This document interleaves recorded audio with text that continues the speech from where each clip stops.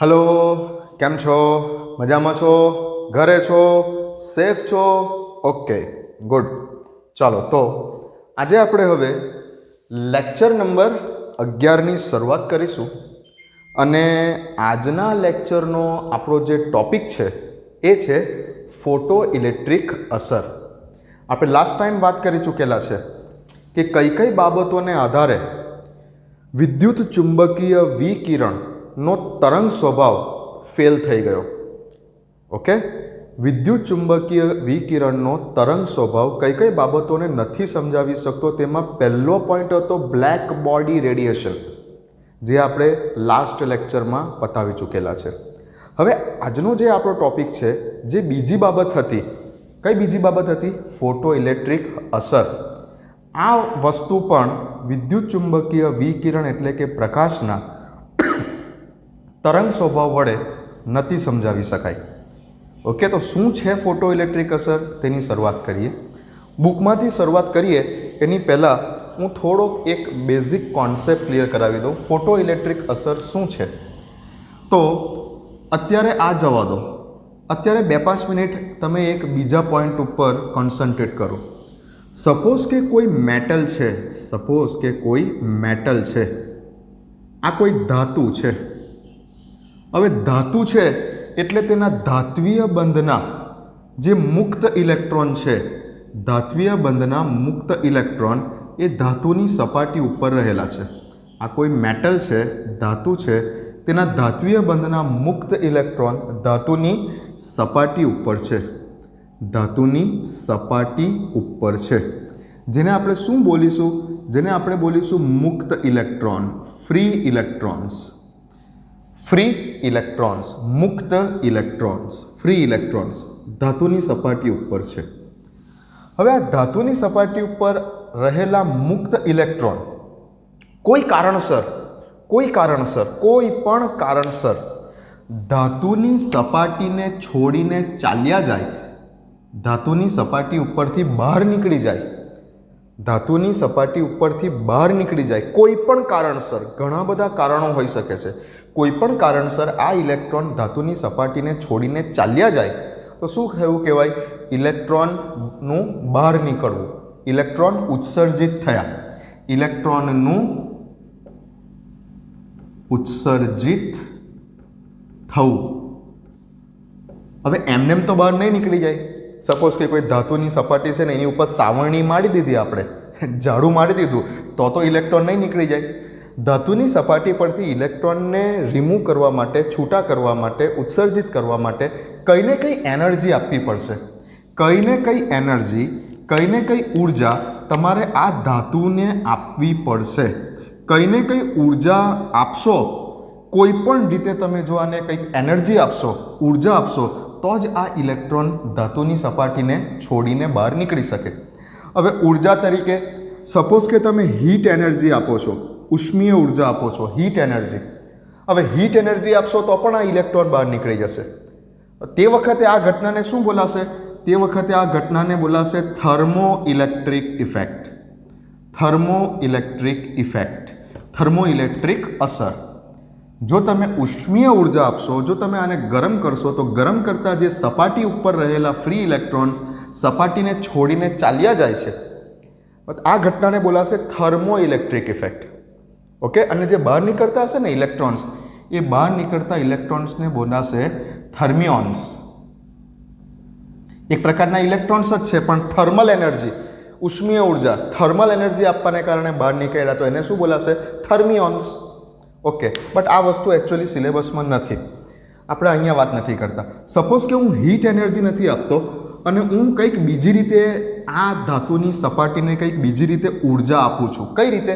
તો કે હું રેડિયેશન થવા દઉં છું, ધાતુની સપાટી ઉપર હું રેડિયેશન થવા દઉં છું, રેડિયેશન। હું ધાતુની સપાટી ઉપર કોઈક પ્રકાશને આપાત કરું છું। પ્રકાશ એટલે કે આપણો વિદ્યુત ચુંબકીય વિકિરણ, પ્રકાશ એટલે કે વિદ્યુત ચુંબકીય વિકિરણ, કોઈ પ્રકાશ, કોઈ ચોક્કસ તરંગ લંબાઈ અને આવૃત્તિ। હવે એમાં પણ યાદ રાખજો કે કેવો પ્રકાશ જોઈએ? તો કે હાઈ ફ્રીક્વન્સી ધરાવતો, હાઈ ફ્રીક્વન્સી ધરાવતો, જેની આવૃત્તિ વધારે છે તેવો પ્રકાશ, જેની આવૃત્તિ વધારે છે તેવો પ્રકાશ અથવા જેની તરંગ લંબાઈ ઓછી છે તેવો પ્રકાશ, જેની આવૃત્તિ વધારે છે અથવા જેની તરંગ લંબાઈ ઓછી છે તેવો કોઈક પ્રકાશ હું ધાતુની સપાટી ઉપર આપીશ તો એનર્જી મેળવશે, પ્રકાશ પાસેથી એનર્જી મેળવશે અને આ ઇલેક્ટ્રોન ધાતુની સપાટીને છોડીને ચાલ્યા જશે. તો આ ઘટનાને કહેવાશે, આ વખતે જે ઘટના થઈ તે કોને કારણે થઈ? પ્રકાશને કારણે થઈ. આની પહેલાં જે બતાવ્યું તે કોને કારણે થયેલી? હીટને કારણે, થર્મલ એનર્જીને કારણે. અત્યારે જે ઘટના થઈ તે કોને કારણે થઈ? પ્રકાશ આપવાને કારણે ઇલેક્ટ્રોન ચાલ્યા ગયા. તો આ ઇલેક્ટ્રોનને બોલાશે ફોટો ઇલેક્ટ્રોન્સ. જે ઇલેક્ટ્રોન્સ બહાર નીકળી ગયા, સપાટી ઉપરથી સપાટી છોડીને બહાર નીકળી ગયા, પ્રકાશ આપાત કર્યો, પ્રકાશ પાસેથી એનર્જી મેળવી અને ઇલેક્ટ્રોન બહાર નીકળી ગયા, એ બહાર નીકળી ગયેલા ઇલેક્ટ્રોનને બોલાશે ફોટો ઇલેક્ટ્રોન્સ અને આ ઘટનાને કહેવાશે ફોટો ઇલેક્ટ્રિક અસર. એકદમ બેઝિક કોન્સેપ્ટથી ધીમે ધીમે સ્ટાર્ટ કરીએ છીએ. ફોટો ઇલેક્ટ્રિક અસર શું છે સમજ પડી? કોઈ ધાતુની સપાટી ઉપર તમે પ્રકાશ વડે એટલે કે વિદ્યુત ચુંબકીય વિકિરણ વડે ઉર્જા આપી રહેલા છો, પણ કેવો પ્રકાશ? તેની આવૃત્તિ વધારે હોવી જોઈએ અને તરંગ લંબાઈ ઓછી હોવી જોઈએ તેવો પ્રકાશ જો તમે આપાત કરો છો તો ધાતુની સપાટી ઉપર રહેલા જે આ મુક્ત ઇલેક્ટ્રોન છે, ફ્રી ઇલેક્ટ્રોન્સ, એ ધાતુની સપાટીને છોડીને ચાલ્યા જાય છે. મુક્ત થતા ઇલેક્ટ્રોનને ફોટો ઇલેક્ટ્રોન કહીશું અને આ જે આખી ઘટના છે એને બોલીશું ફોટો ઇલેક્ટ્રિક અસર. હવે અહીંયા બરાબર ધ્યાનથી સમજજો. તમે ગમે તે પ્રકાશ આપશો અને ઇલેક્ટ્રોન બહાર નીકળી જશે એવું નથી. મેં અહીંયા કન્ડિશન લખેલી છે કે ઊંચી આવૃત્તિ બોલો અથવા જેની આવૃત્તિ ઊંચી હશે તેની તરંગ લંબાઈ ઓબ્વિયસલી ઓછી જ હશે. આવૃત્તિ અને તરંગ લંબાઈ એકબીજાના ઓપોઝિટ છે. તો ક્યાં તો ઊંચી આવૃત્તિવાળો પ્રકાશ, ક્યાં તો નીચી તરંગ લંબાઈ ધરાવતો પ્રકાશ. શું કહેવા માંગે છે અહીંયા? કે તમે એને આવૃત્તિના ફોર્મમાં કે તરંગ લંબાઈના ફોર્મમાં કંઈ ને કંઈ એનર્જી આપો છો તો જ આ ઇલેક્ટ્રોન ધાતુની સપાટીને છોડીને બહાર નીકળી શકશે. તો જે તમારે લઘુત્તમ ઉર્જાની જરૂર છે આ ઇલેક્ટ્રોનને બહાર કાઢવા માટે તમારે આ ધાતુની સપાટી ઉપર આપવી પડતી જે લઘુત્તમ ઉર્જાની જરૂર છે, તમે કેટલી લઘુત્તમ ઉર્જા ધરાવતો પ્રકાશ આને આપશો તો આ ઇલેક્ટ્રોન બહાર નીકળી શકશે. જે લઘુત્તમ ઉર્જાની જરૂર છે એ લઘુત્તમ ઉર્જાને બોલો થ્રેશોલ્ડ ઉર્જા અથવા એને બોલો કે આ ધાતુનું, અહીંયા તમે જે ધાતુ લીધી હશે તે આ ધાતુનું કાર્ય વિધેય W0. દરેક ધાતુઓ માટે આ ઉર્જા જુદી જુદી હોઈ શકે. સપોઝ કે પોટેશિયમ ધાતુમાંથી ઇલેક્ટ્રોનને બહાર કાઢવા માટે લઘુત્તમ ઉર્જાનું મૂલ્ય કંઈક અલગ છે. પોટેશિયમ ધાતુમાંથી આ ઇલેક્ટ્રોનને બહાર કાઢવા માટે જરૂરી ઉર્જાનું મૂલ્ય કંઈક અલગ છે. પોટેશિયમ ધાતુ માટે લગભગ સપોઝ કે 2.1 સમથિંગ ઇલેક્ટ્રોન વોલ્ટ જેટલું છે. ઓકે, આ લઘુત્તમ ઉર્જા થ્રેશોલ્ડ ઉર્જા ઇલેક્ટ્રોન વોલ્ટ એકમમાં માપવામાં આવશે. તો પોટેશિયમ ધાતુ માટે 2.1 સમથિંગ છે. તો સપોઝ કે સિઝિયમ ધાતુ માટે કંઈક અલગ છે. સિઝિયમ ધાતુ માટે આ ઉર્જાનું મૂલ્ય કંઈક અલગ છે. રૂબિડિયમ ધાતુ માટે કંઈક આ ઉર્જાનું મૂલ્ય અલગ છે. અલગ અલગ ધાતુઓ માટે આ થ્રેશોલ્ડ ઉર્જાનું મૂલ્ય અલગ અલગ હોઈ શકે છે. બુકમાં તમને પેજ નંબર 39 ઉપર અલગ અલગ ધાતુઓ માટેની આ થ્રેશોલ્ડ ઉર્જાનું મૂલ્ય અથવા તો દરેક ધાતુઓ માટેના કાર્ય વિધેયનું મૂલ્ય કેટલા હોઈ શકે તે કોષ્ટકમાં આપેલું છે. કંઈ તમારે યાદ રાખવાની જરૂર નથી. આ મૂલ્યો તમારે યાદ નથી રાખવાના. બુકમાં પેજ નંબર 39 ઉપર બિલકુલ ઉપર આપેલા છે દરેકના મૂલ્યો, પણ એ તમારે યાદ નથી રાખવાના. આ તો બતાવું છું કે અલગ અલગ ધાતુઓ માટે આ થ્રેશોલ્ડ એનર્જીના મૂલ્યો અલગ અલગ હોઈ શકે છે. ઓકે, તો થ્રેશોલ્ડ એનર્જી એટલે શું?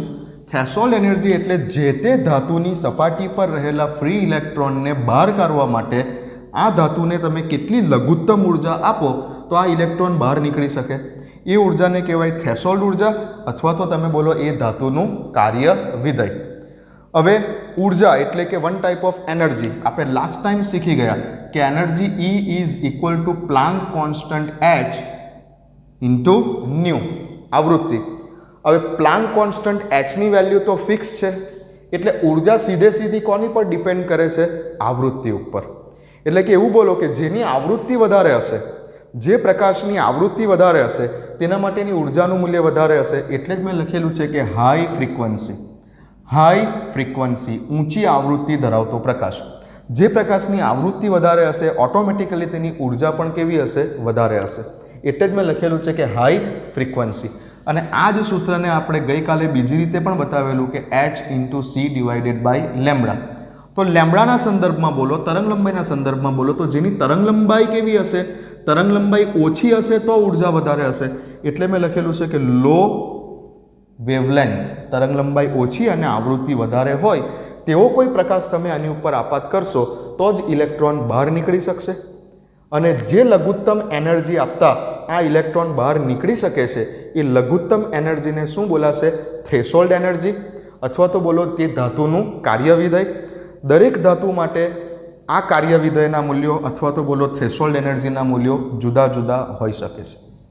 આટલો કોન્સેપ્ટ ક્લિયર થયો? ચાલો પહેલાં થોડી કોન્સેપ્ટની વાત કરીએ છીએ, કોન્સેપ્ટ ક્લિયર કરવાની વાત કરીએ છીએ, પછી બુક તરફથી આગળ વધીશું. આપણો આજનો લેક્ચર નંબર 11 છે. આપણે સ્ટાર્ટ કરેલો છે લેક્ચર નંબર આપણો આજનો 11 છે. ઓકે, બીજી એક વાત ખાસ ધ્યાન આપો. મારે ખાસ જે આપણા સાયન્સ ટ્યુશન ક્લાસીસના વિદ્યાર્થીઓ છે એને નથી કહેવાનું, બટ એકચ્યુઅલી આજે વિડીયો લેક્ચર્સ જે કંઈ પણ કોસંબાની બહારના ગામમાં આવેલા વિદ્યાર્થીઓ, સપોઝ કે ભરૂચ છે, અંકલેશ્વર છે, કીમ છે, આજુબાજુ કોસંબાની વિસ્તારના આવેલા ઘણા વિદ્યાર્થીઓ આ વિડીયો લેક્ચરનો ફાયદો ઉઠાવી શકે છે.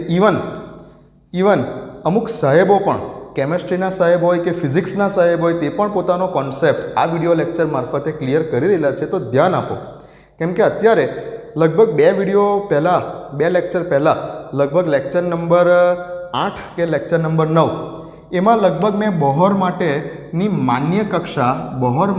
માન્ય કક્ષાનું, એકચ્યુઅલી બોહરવાળી થિયરી તો સ્ટાર્ટ જ નથી થઈ, પણ મેં બોહરવાળી માન્ય કક્ષા કે જેનું કોણીય વેગમાન m/v/r ઇઝ ઇક્વલ ટુ મેં લખેલું છે n/h ક્રોસ.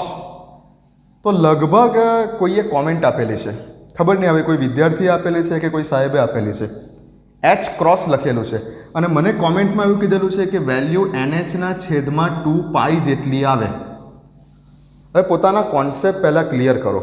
તમે કોઈ વિદ્યાર્થી છો કે તમે કોઈ ફિઝિક્સના સાહેબ છો કે કેમેસ્ટ્રીના સાહેબ છો, વિડીયોમાં કોમેન્ટ કરતાં પહેલાં તમે તમારો પોતાનો કોન્સેપ્ટ ક્લિયર કરો. મેં લખેલું છે NH ક્રોસ લખેલું છે. આ જગ્યા પર H ક્રોસનો અર્થ થાય છે reduced Planck constant. Reduce Planck constant. હવે રિડ્યુસ પ્લાન્ક કોન્સ્ટન્ટ H ક્રોસનો મિનિંગ છે h/2π. રિડ્યુસ પ્લાન્ક કોન્સ્ટન્ટનો મિનિંગ છે h/2π. તો હવે જો હું અહીંયા વેલ્યુ મૂકી દઈશ તો NH/2π જ આવશે. ઓકે, NH/2π જ આવશે. તો પહેલાં પોતાનો કોન્સેપ્ટ ક્લિયર કરો.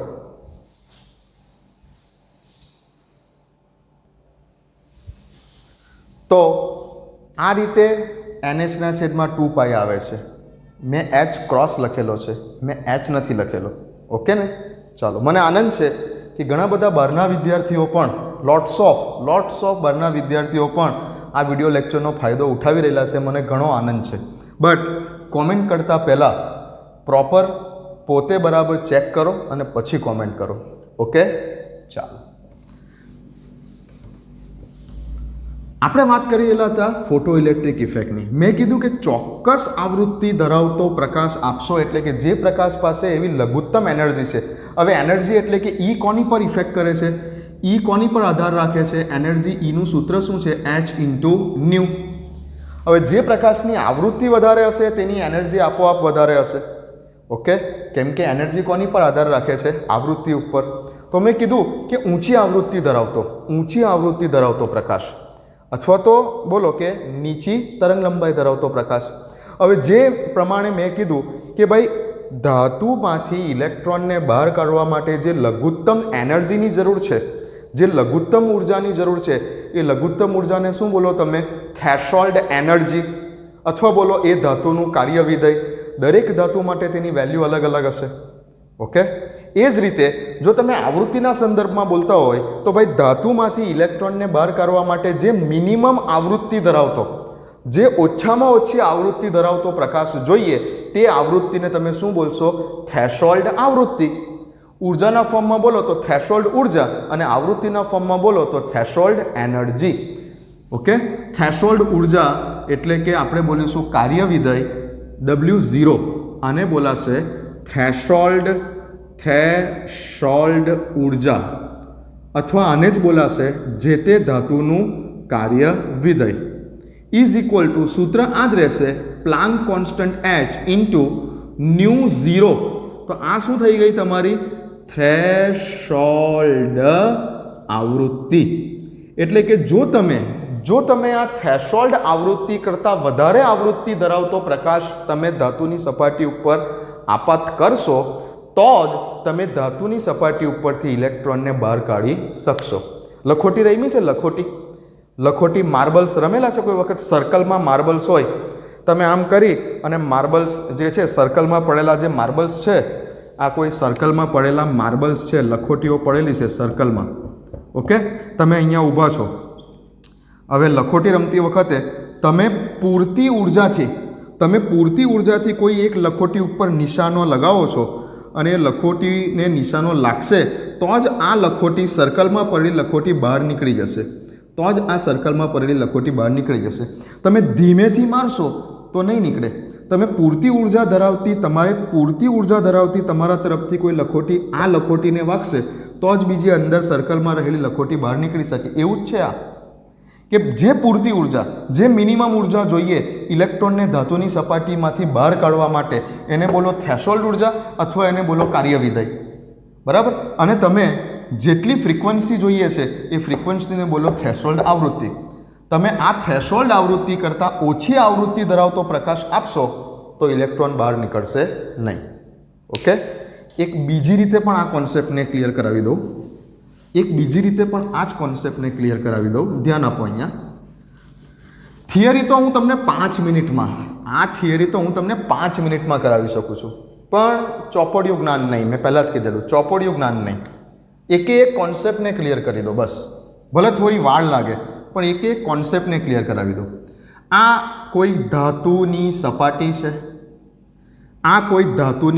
છે. સપોઝ કે કઈ ધાતુ છે? તો કે પોટેશિયમ ધાતુ મેં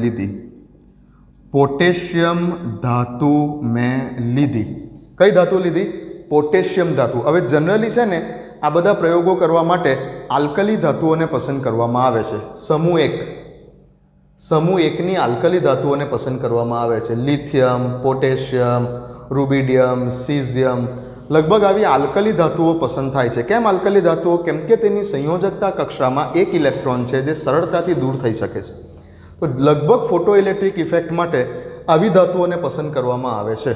ઓકે, લગભગ ખાસ કરીને બુકમાં વાંચશો તો પોટેશિયમ, રૂબિડિયમ, સીઝિયમ આવું વંચાશે. પોટેશિયમ, રૂબિડિયમ, સીઝિયમ જે સમૂહ એકની ધાતુ છે આ વંચાશે. બરાબર? અને મેં તમને સ્ટાર્ટિંગમાં વેકેશન બેચના સ્ટાર્ટિંગમાં સમૂહ એકને યાદ રાખવા માટે એક શોર્ટકટ કીધેલો છે. શું કીધેલો છે? હેલિના કી રબસે ફરિયાદ. Hydrogen, lithium, potassium, rubidium, caesium, francium વગેરે. ઓકે, તો મોટે ભાગે સમૂહ એકની આલ્કલી ધાતુઓને પસંદ કરવામાં આવે છે કારણ કે તેની સંયોજકતા કક્ષામાં એક જ ઇલેક્ટ્રોન છે. એ વાર છે, હજુ ઇલેક્ટ્રોન રચના લખવાને વાર છે હજુ. ચાલો, તો પોટેશિયમ ધાતુ મેં લીધી. હવે પોટેશિયમ ધાતુ માટેની જે કાર્ય વિધેય W0 છે, પોટેશિયમ ધાતુ માટેની જે થ્રેશોલ્ડ એનર્જી છે એની વેલ્યુ કેટલી છે? તો કે પોટેશિયમ ધાતુ માટેની થ્રેશોલ્ડ એનર્જીની વેલ્યુ લગભગ 2 પોઈન્ટ સમથિંગ છે. એક્ઝેક્ટ વેલ્યુ નથી ખબર. 2.1 ઇલેક્ટ્રોન વોલ્ટ છે, એવું માનો. 2.1 ઇલેક્ટ્રોન વોલ્ટ છે. અને પોટેશિયમ ધાતુ માટેની થ્રેશોલ્ડ આવૃત્તિનું મૂલ્ય કેટલું છે? તો પોટેશિયમ ધાતુ માટેની થ્રેશોલ્ડ આવૃત્તિનું મૂલ્ય છે 5 × 10⁻14 હર્ટ્ઝ જેટલું છે પોટેશિયમ ધાતુ માટે. તો પોટેશિયમ ધાતુમાંથી જો તમારે એની સપાટી પર રહેલા ઇલેક્ટ્રોન્સને બહાર કાઢવા છે તો તમારે આટલી આવૃત્તિ ધરાવતો પ્રકાશ આના કરતાં વધારે, આટલી આવૃત્તિ અથવા તેના કરતાં વધારે આવૃત્તિ ધરાવતો પ્રકાશ તેની ઉપર આપાત કરવો પડશે કે જે પ્રકાશની એનર્જી કેટલી હશે? થ્રેશોલ્ડ એનર્જી કેટલી હશે? W0 જેટલી હશે. W0 એટલે 1 type of E is equal two આપણે બોલીએ છીએ h ન્યુ. એ જ રીતે E ને સમજી લો W threshold energy is equal to h is equal to ν0. એક સૂત્ર છે. તો આટલી એનર્જી આપવી પડશે. ઇલેક્ટ્રોન વોલ્ટમાં એકમ લખેલો છે મેં. ક્યાં તો તમારે એવું સમજો કે આટલી આવૃત્તિ કે તેના કરતાં વધારે આવૃત્તિ ધરાવતો પ્રકાશ તમે આ પોટેશિયમ ધાતુ ઉપર પાડશો તો જ તેમાંથી શું થશે? ઇલેક્ટ્રોન ઇમિટ થશે, ઇલેક્ટ્રોન ઉત્સર્જિત થશે. હવે સમજો કે મેં લાલ રંગનો પ્રકાશ, લાલ કલરની લાઇટ, લાલ રંગ. હવે કાલે મેં તમને સમજાવેલું છે કે લાલ રંગ મેં તમને વિબગ્યોરમાં સમજાવેલું છે. વિબગ્યોરમાં મેં તમને સમજાવેલું છે કે વિબગ્યોરમાં જેમ તમે વાયોલેટ તરફથી રેડ તરફ જાઓ છો તેમ તેમ લેમ્ડાનું મૂલ્ય વધે છે અને તેમ તેમ આવૃત્તિનું મૂલ્ય ઘટે છે. તો લાલ રંગની આવૃત્તિ સૌથી ઓછી છે. દ્રશ્ય પ્રકાશના જેટલા પણ આપણા આ બધા રંગો છે તે પૈકી આ લાલ રંગ, રેડ કલરનો જે પ્રકાશ છે એ રેડ કલરના પ્રકાશની આવૃત્તિનું મૂલ્ય સૌથી ઓછું છે. કેટલું છે? લગભગ તો કે new is equal two 4.5 × 10⁻14 hertz જેટલું છે. લાલ રંગની આવૃત્તિ ખૂબ ઓછી છે. તો તમે હવે આ લાલ રંગ આ પોટેશિયમ ધાતુની સપાટી ઉપર પાડશો તો થ્રેશોલ્ડ આવૃત્તિ કેટલી છે? પોટેશિયમ ધાતુ માટેની થ્રેશોલ્ડ આવૃત્તિ કેટલી છે? 5 × 10⁻14. અને આ લાલ રંગની આવૃત્તિ કેટલી છે? 4.5 × 10⁻14. તો બોલો, થ્રેશોલ્ડ આવૃત્તિ કરતાં વધારે આવૃત્તિવાળો પ્રકાશ તમે આપો છો કે થ્રેશોલ્ડ આવૃત્તિ કરતાં ઓછી આવૃત્તિવાળો પ્રકાશ તમે આપો છો? ઓબ્વિયસલી થ્રેશોલ્ડ આવૃત્તિ કરતાં ઓછી આવૃત્તિવાળો પ્રકાશ તમે આ પોટેશિયમ ધાતુને આપી રહેલા છો. એટલે આમાંથી ઇલેક્ટ્રોન જશે જ નહીં. ઇલેક્ટ્રોન કહેશે હું નહીં જાઉં. મને થ્રેશોલ્ડ આવૃત્તિ કરતાં વધારે આવૃત્તિવાળો પ્રકાશ આપો તો જ હું આ ધાતુને છોડીને બહાર નીકળીશ. તો અહીંયા ઇલેક્ટ્રોન બહાર નીકળશે નહીં. કેમ કે આવૃત્તિ કેવી આપી રહેલા છો તમે એને? ઓછી. તો લાલ રંગ ગમે એટલી તીવ્રતાથી, અહીંયા લાલ રંગની તીવ્રતા વધારી દેશો ને તો પણ ઇલેક્ટ્રોન બહાર નહીં નીકળે. ઝાંખો લાલ પ્રકાશ આપશો કે ડાર્ક લાલ પ્રકાશ આપશો, મતલબમાં લાલ પ્રકાશ છે એટલે તેની આવૃત્તિ ફિક્સ છે. તમે ગમે તે તીવ્રતાથી તમે અહીંયા લાલ પ્રકાશ આ ધાતુની સપાટીને આપશો પણ આ ધાતુની સપાટીમાંથી ઇલેક્ટ્રોન બહાર નીકળશે નહીં. કેમ કે એને બહાર નીકળવા માટે લઘુત્તમ આવૃત્તિ આટલી જોઈએ છે અને તમે એના કરતાં ઓછી આવૃત્તિ આપી રહેલા છો. જો તમે એનર્જીની વાત કરો તો તમે કેટલી એનર્જી આપી રહેલા છો? તમે જો E બરાબર hv સૂત્રમાં કિંમત મૂકો અને એનર્જીની વેલ્યુ લાવો તો 1.86 ઇલેક્ટ્રોન વોલ્ટ જેટલી એનર્જી આવશે. તો તમે કેટલી એનર્જીના ફોર્મમાં બોલો તો કેટલી એનર્જી આપી રહેલા છો? 1.86 ઇલેક્ટ્રોન વોલ્ટ. જ્યારે આ ધાતુનું કાર્ય વિધેય કેટલું છે? 2.1 ઇલેક્ટ્રોન વોલ્ટ. એટલે કે આ ઇલેક્ટ્રોનને બહાર નીકળવા માટે 2.1 ઇલેક્ટ્રોન વોલ્ટ જેટલી ઉર્જાની જરૂર છે. તમે આપી રહેલા છો 1.86. જો તમે E બરાબર hv સૂત્રમાં, E બરાબર h ન્યુ સૂત્રમાં તમે જો આવૃત્તિ ન્યુની વેલ્યુ મૂકો તો આટલો આન્સર આવે ઇલેક્ટ્રોન વોલ્ટમાં. બરાબર છે? તો તમે આપી રહેલા છો આટલી ઉર્જા. આ કહે છે કે મને આના કરતાં વધારે ઉર્જા મળશે તો જ હું બહાર નીકળીશ. જે લઘુત્તમ ઉર્જા જરૂરી છે ઇલેક્ટ્રોનને બહાર કાઢવા માટે તેને બોલાય છે થ્રેશોલ્ડ ઉર્જા અથવા કાર્ય વિધેય આટલું છે. તો આના કરતાં વધારે ઉર્જા આપશો તો જ આ ઇલેક્ટ્રોન બહાર નીકળશે. અથવા એવું બોલો કે આના કરતાં વધારે આવૃત્તિ આપશો તો જ આ ઇલેક્ટ્રોન બહાર નીકળશે. પણ તમે આપાત કરેલો છે લાલ પ્રકાશ. લાલ પ્રકાશની આવૃત્તિ આટલી છે. જો તેને એનર્જીના ફોર્મમાં બોલો તો એનર્જી આટલી આવશે. આ સૂત્રની મદદથી એનર્જી શોધો તો ઇલેક્ટ્રોન બહાર નીકળી શકશે નહીં. હવે એના કરતાં બીજો કેસ બતાવું. હવે બીજા કેસમાં શું કરું છું? સપોઝ કે આ ધાતુની સપાટી છે, આ જ ધાતુ છે, પોટેશિયમ ધાતુ જ છે. કાર્ય વિધેય આટલું જ છે. ફિક્સ રહે ને કાર્ય વિધેય? ધાતુનું કાર્ય વિધેય ફિક્સ છે. એની થ્રેશોલ્ડ આવૃત્તિ ફિક્સ છે.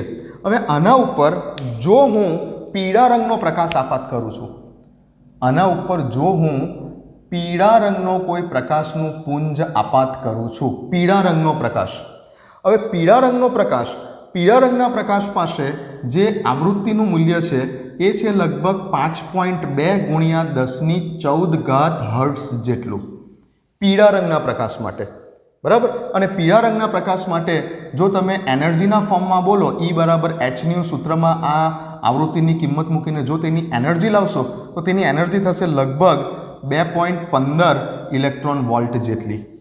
ઓકે, વાત ચાલી રહેલી છે પોટેશિયમ ધાતુની, વાત ચાલી રહેલી છે અહીંયા પોટેશિયમ ધાતુની જ વાત ચાલી રહેલી છે. હવે પોટેશિયમ ધાતુ માટે તમે જુઓ કે કાર્ય વિધેય એટલે કે થ્રેશોલ્ડ એનર્જીની વેલ્યુ કેટલી છે? 2.1. તમે કેટલી આપી રહેલા છો? 2.15, એટલે વધારે આપી રહેલા છો થ્રેશોલ્ડ એનર્જી કરતાં. પોટેશિયમ ધાતુ માટેની થ્રેશોલ્ડ આવૃત્તિનું મૂલ્ય કેટલું છે? તો કે 5 ગુણ્યા 1014. તમે કેટલી આવૃત્તિવાળો પ્રકાશ આપી રહેલા છો? 5.2 ગુણ્યા 1014. અહીંયા જો આ રેડ કલર છે, રેડ કલરની પહેલાં જે રેડ કલર આપેલો એ રેડ કલરની આવૃત્તિ કેટલી હતી? 4.5 ગુણ્યા 1014. જ્યારે હવે તમે યલો કલર આપો છો, રિવર્સ આવો છો તેમ રિવર્સ આવો છો, રેડથી વાયોલેટ તરફ આવો છો તેમ આવૃત્તિ શું થશે? વધશે. આમ જશો તો આવૃત્તિ ઘટશે, પણ આમ આવશો તો આવૃત્તિ વધશે વિપગ્યોરમાં. તો યલો કલર માટેની આવૃત્તિનું મૂલ્ય, ન્યુનું મૂલ્ય કેટલું લખ્યું મેં અહીંયા? 5.2 ગુણ્યા 1014. તો તમે હવે વધારે આવૃત્તિવાળો પ્રકાશ એટલે કે પીળો રંગ આપ્યો, પીળા રંગનો પ્રકાશ આપાત કર્યો કે જેની આવૃત્તિ આ પોટેશિયમ ધાતુની થ્રેશોલ્ડ આવૃત્તિ કરતાં વધારે છે. તો જેથી શું થશે હવે? તો કે હવે જે આ અંદર બેઠેલા ઇલેક્ટ્રોન છે એ અંદર બેઠેલા ઇલેક્ટ્રોન નીકળી જશે, પુચક બહાર. ઇલેક્ટ્રોન કૂદકો મારીને બહાર નીકળી ગયા, કેમ કે તેને જે થ્રેશોલ્ડ આવૃત્તિ હતી એ થ્રેશોલ્ડ આવૃત્તિ કરતાં વધારે આવૃત્તિવાળો પ્રકાશ મળી ગયો. થ્રેશોલ્ડ આવૃત્તિ કરતાં વધારે આવૃત્તિવાળો પ્રકાશ આપાત કર્યો એટલે તરત જ ઇલેક્ટ્રોન એનર્જી મેળવીને બહાર નીકળી ગયા. ક્લિયર છે? ક્લિયર છે? ઓકે. કેટલી એનર્જી જોઈતી હતી એને બહાર નીકળવા માટે? 2.1 જેટલી. તમે આઈપી કેટલી? 2.15 જેટલી. જોઈતી હતી 2.1 ઇલેક્ટ્રોન વોલ્ટ જેટલી. તમે આઈપી કેટલી? 2.15 ઇલેક્ટ્રોન વોલ્ટ જેટલી. તો હવે બંનેનો ડિફરન્સ કેટલો આવ્યો? જોઈતી હતી આટલી, આઈપી આટલી, તો બંનેનો ડિફરન્સ કેટલો આવ્યો? તો બંનેનો ડિફરન્સ કેટલો આવ્યો? તો કે બંનેનો ડિફરન્સ થયો 0.05 ઇલેક્ટ્રોન વોલ્ટ જેટલો. આ ડિફરન્સ થયો. એને જોઈતી હતી આટલી, ઇલેક્ટ્રોનને બહાર નીકળવા માટે લઘુત્તમ આટલી ઉર્જા જોઈતી હતી, તમે આપી દીધી એને આટલી, તો ઓબ્વિયસલી 0.05 ઇલેક્ટ્રોન વોલ્ટનો ડિફરન્સ આવ્યો. તો આટલી ઉર્જા ક્યાં ગઈ? તો કે ઇલેક્ટ્રોન આટલી ઉર્જા એ ગતિ ઉર્જાના સ્વરૂપમાં, ઇલેક્ટ્રોન આટલી ઉર્જા ગતિ ઉર્જાના સ્વરૂપમાં, કાઇનેટિક એનર્જીના સ્વરૂપમાં લઈને દૂર થયો. ઓકે. તો જે વધારાની ઉર્જા હતી એ વધારાની ઉર્જાને ઇલેક્ટ્રોન ગતિ ઉર્જાના સ્વરૂપમાં લઈને દૂર થયો. તો kinetic energy is equal two તમે કેટલી ઉર્જા આપી રહેલા છો, તમે પ્રકાશ દ્વારા કેટલી એનર્જી આપી રહેલા છો, એમાંથી ઇલેક્ટ્રોન પોતાના કાર્ય વિધેયના સ્વરૂપમાં કેટલી ઉર્જા વાપરે છે બહાર નીકળવા માટે? તો કે કાર્ય વિધેય જેટલી ઉર્જા વાપરી રહેલો છે ઇલેક્ટ્રોન, અને આ બંનેનો જે ડિફરન્સ આવ્યો, આ બંનેના ડિફરન્સને કાઇનેટિક એનર્જી કહેવાય, ઇલેક્ટ્રોનની બહાર નીકળેલા ઇલેક્ટ્રોનની ગતિ ઉર્જા. ઓકે. તો આ એક કોન્સેપ્ટ હતો. હવે આપણે થિયરી ઉપર જઈએ છીએ, હવે આપણે એક્ઝેક્ટ થિયરી ઉપર જઈએ છીએ. આટલા કોન્સેપ્ટલ મેથડ, આટલા કોન્સેપ્ટ તમને ખબર હોવી જોઈતી હતી. ક્લિયર છે? તો તમે જો ઓછી આવૃત્તિવાળો લાલ રંગ ગમે એટલી તીવ્રતાથી, લાલ રંગની તીવ્રતાને ગમે એટલી વધારી દેશો, પણ આવૃત્તિ તેની ઓછી છે, જેટલી જોઈએ છે એના કરતાં ઓછી છે, તો ઇલેક્ટ્રોન બહાર નહીં નીકળે. આ કેસમાં જેટલી જરૂર છે એના કરતાં વધારે આવૃત્તિ ધરાવતો પીળા રંગનો પ્રકાશ તમે આપો છો તો ઇલેક્ટ્રોન બહાર નીકળી જશે. અને બીજું પણ ધ્યાન રાખજો કે જેમ તમે આ પીળા રંગની ઇન્ટેન્સિટી વધારશો ને, પીળા રંગની તીવ્રતા જેમ તમે વધારશો, પીળા રંગની તીવ્રતા એટલે કે ઇન્ટેન્સિટી તમે જેમ વધારશો ને, જેમ તીવ્રતા વધશે ને, તેમ આ જગ્યા ઉપર ઇલેક્ટ્રોનની સંખ્યા વધશે. તમે ઝાંખો પીળો રંગ આપો છો, ઝાંખો પીળો રંગ. હવે તીવ્રતા અને રંગ સાથે કોઈ મતલબ નથી. પીળો રંગ છે એટલે બધાની ફ્રીક્વન્સી આ જ રહેવાની છે, બધાની ફ્રીક્વન્સી આ જ રહેવાની છે. પણ ઝાંખો પીળો રંગ હશે ને તો સમજો કે 2 ઇલેક્ટ્રોન બહાર નીકળ્યા હશે. પણ જો એકદમ બ્રાઇટનેસ ધરાવતો પીળો રંગ હશે ને તો અંદરથી 5 કે 10 ઇલેક્ટ્રોન બહાર નીકળ્યા હશે. આ બધી વાત આવે છે, હમણાં આગળ કરીએ છીએ. ક્લિયર? તો જેમ તીવ્રતા વધારશો ને તેમ ઇલેક્ટ્રોનની સંખ્યા વધશે. જેમ તમે તીવ્રતા વધારશો, ઝાંખો પીળો રંગ, પછી એકદમ બ્રાઇટનેસ ધરાવતો પીળો રંગ, તો ઝાંખો પીળો રંગ આપેલો તો સમજો કે 2 ઇલેક્ટ્રોન બહાર નીકળ્યા. પણ જો તમે એકદમ બ્રાઇટનેસ, એકદમ ઇન્ટેન્સિટીવાળો, એકદમ બ્રાઇટ પીળો રંગ આપો છો તો બની શકે કે 10 ઇલેક્ટ્રોન બહાર નીકળી જાય. તો ઇલેક્ટ્રોનની સંખ્યા એ તીવ્રતાના સમપ્રમાણમાં છે. આ બધી વાતો આવશે હમણાં, થિયરી ચાલશે. એટલે પહેલાં આટલા કોન્સેપ્ટ ક્લિયર છે. જઈએ આગળ. ચાલો, તો હવે સ્ટાર્ટ કરીએ છીએ આપણે photo electric effect. Photo electric અસર. ફોટો ઇલેક્ટ્રિક અસર સૌપ્રથમ 1887માં હેનરીચ હર્ટ્ઝ નામના વૈજ્ઞાનિકે આ પ્રયોગ કરેલો છે. ઓકે, નો ડાઉટ એનો શ્રેય જાય છે આઇન્સ્ટાઈનને. એ પણ કહું કેમ આઇન્સ્ટાઈનને શ્રેય જાય છે. બટ એકચ્યુઅલી ફોટો ઇલેક્ટ્રિક અસરને શોધનાર વૈજ્ઞાનિક સૌપ્રથમ કોણ હતા? તો કે હેનરીચ હર્ટ્ઝ નામના વૈજ્ઞાનિક હતા. હવે બુકમાં જુઓ તમે, હવે તમે બુકમાં જોતા જજો. હું જે અહીંયા લખીશ તે તમે બુકમાં જોતા જજો. પેજ નંબર 37 ઉપર વાત ચાલી રહેલી છે ઈસવીસન 1887માં હેનરીચ હર્ટ્ઝ નામના વૈજ્ઞાનિકે આ ફોટો ઇલેક્ટ્રિક અસર શોધેલી. શું હતું તેને? શું કીધું કે જ્યારે કોઈ ધાતુની સપાટી ઉપર કઈ ધાતુઓ? તો કે સમૂહ 1ની ધાતુઓ પોટેશિયમ, રૂબિડિયમ, સીઝિયમ. બુકમાં જોતા જાઓ, અંડરલાઇન કરતા જાઓ.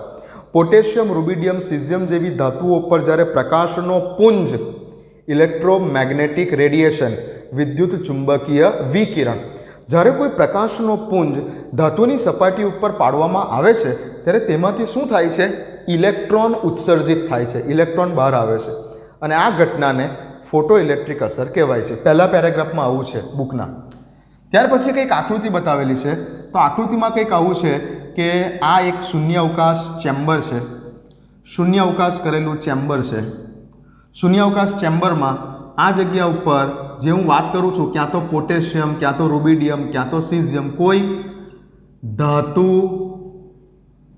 ધાતુ છે, પોટેશિયમ છે, રૂબિડિયમ છે, સીઝિયમ છે, કોઈક ધાતુ છે.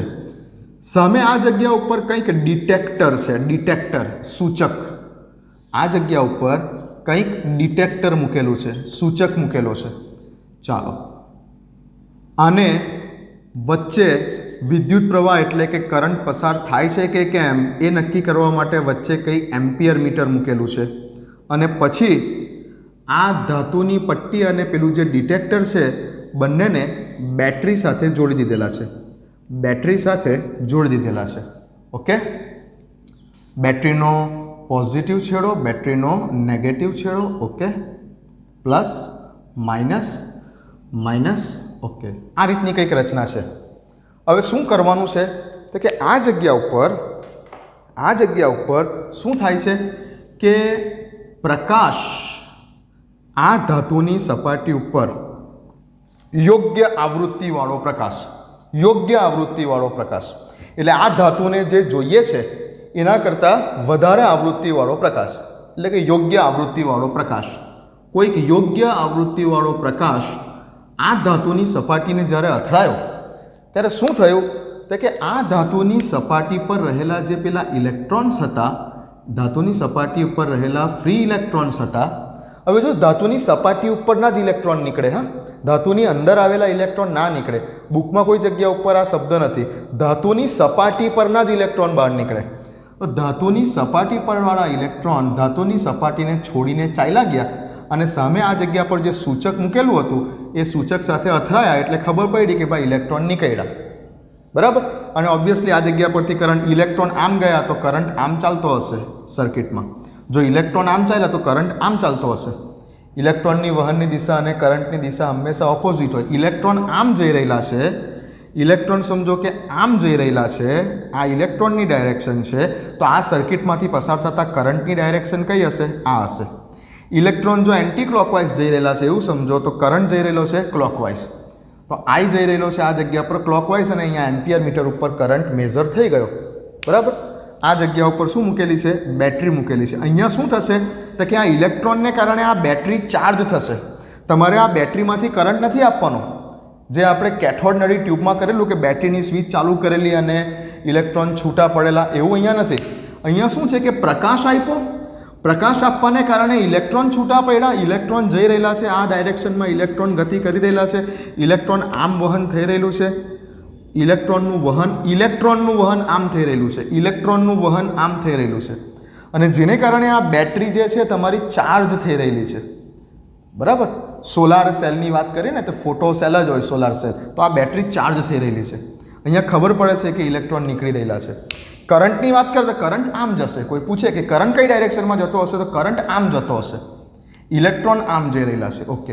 તો જેવો આ પ્રકાશ અહીંયા પાડ્યો તેવા તરત જ બિલકુલ જરા પણ સમય બગાડ્યા વગર જેવો યોગ્ય આવૃત્તિવાળો પ્રકાશ આ ધાતુની સપાટીને અથડાયો તેવો તેમાંથી ઇલેક્ટ્રોન બહાર નીકળ્યા. આ સૂચક પર પડ્યા એટલે ખબર પડી કે ભાઈ ઇલેક્ટ્રોન નીકળ્યા. ડિટેક્ટર મૂકેલું હશે અહીંયા કોઈ જગ્યા પર. તો આ રીતે આ અસરને ફોટો ઇલેક્ટ્રિક અસર કહેવાય છે. જ્યારે કોઈ યોગ્ય આવૃત્તિવાળો પ્રકાશનો પુંજ કોઈ ધાતુની સપાટી ઉપર પાડવામાં આવે છે ત્યારે ધાતુની સપાટી ઉપર રહેલા ફ્રી ઇલેક્ટ્રોન્સ ધાતુની સપાટીને છોડીને બહાર નીકળી આવે છે. તો આ બહાર નીકળતા ઇલેક્ટ્રોન્સને શું બોલાય છે? Photo electrons. સિમ્પલ ઇલેક્ટ્રોન જ છે પણ પ્રકાશને કારણે બહાર આવ્યા તો એને શું બોલાય છે? Photo electrons. તો ફોટો ઇલેક્ટ્રોન્સ બહાર આવે છે જે અહીંયા સૂચક તેની હાજરી સાબિત કરે છે કે હા ભાઈ ઇલેક્ટ્રોન આવ્યા. તો આ છે ફોટો ઇલેક્ટ્રિક અસર, જે પહેલા પેરેગ્રાફની અંદર એની વ્યાખ્યા પણ લખેલી છે અને નીચે આકૃતિ બતાવેલી છે. મેં પણ તમને અહીંયા બતાવેલી છે. ઓકે. આકૃતિ દોરવી હોય તો દોરી જાઓ, મારી સાથે નોટ બનાવતા જાઓ. બુકમાં જે ફર્સ્ટ પેરેગ્રાફમાં આપેલું છે ફોટો ઇલેક્ટ્રિક અસર કોને કહેવાય તે લખી દો. ઓકે. ત્યારબાદ આ આકૃતિ દોરી દો અને ત્યારબાદ હવે આ જે પ્રયોગ કરેલો છે કોણે? હર્ટ્ઝ નામના વૈજ્ઞાનિકે, હેનરિચ હર્ટ્ઝ નામના વૈજ્ઞાનિકે આ જે પ્રયોગ કરેલો છે એ પ્રયોગના અવલોકનોની ઉપર આપણે આના પછી જઈએ છીએ. પહેલાં પેલી વ્યાખ્યા લખી દો, આકૃતિ દોરી દો, હું હટી જાઉં છું, તમે વિડીયોને પોઝ કરી દો. આટલું કામ પતાવો એટલે હવે આપણે આ પ્રયોગના અવલોકનો ઉપર જઈએ છીએ.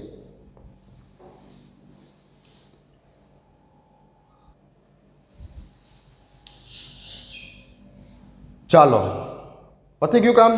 હવે આપણે આ પ્રયોગના અવલોકનો તરફ આગળ વધીએ છીએ. ફોટો ઇલેક્ટ્રિક અસરના અવલોકનો કે જે હર્ટ્ઝ નામના વૈજ્ઞાનિકની જ વાત ચાલે છે. હજુ આઇન્સ્ટાઇન પિક્ચરમાં આવ્યો નથી. હજુ આ હર્ટ્ઝ નામના વૈજ્ઞાનિકની જ વાત ચાલી રહી છે. ઓકે.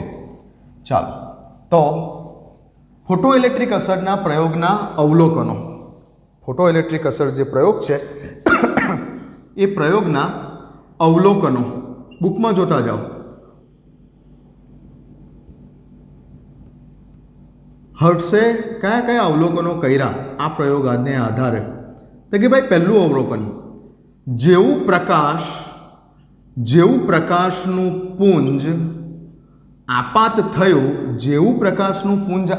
થયું, એવા ઇન્સ્ટન્ટ તરત જ તેવું પ્રકાશનું પુંજ જેવું આપાત થયું તેવું તરત જ ઇલેક્ટ્રોન ઉત્સર્જિત થયા.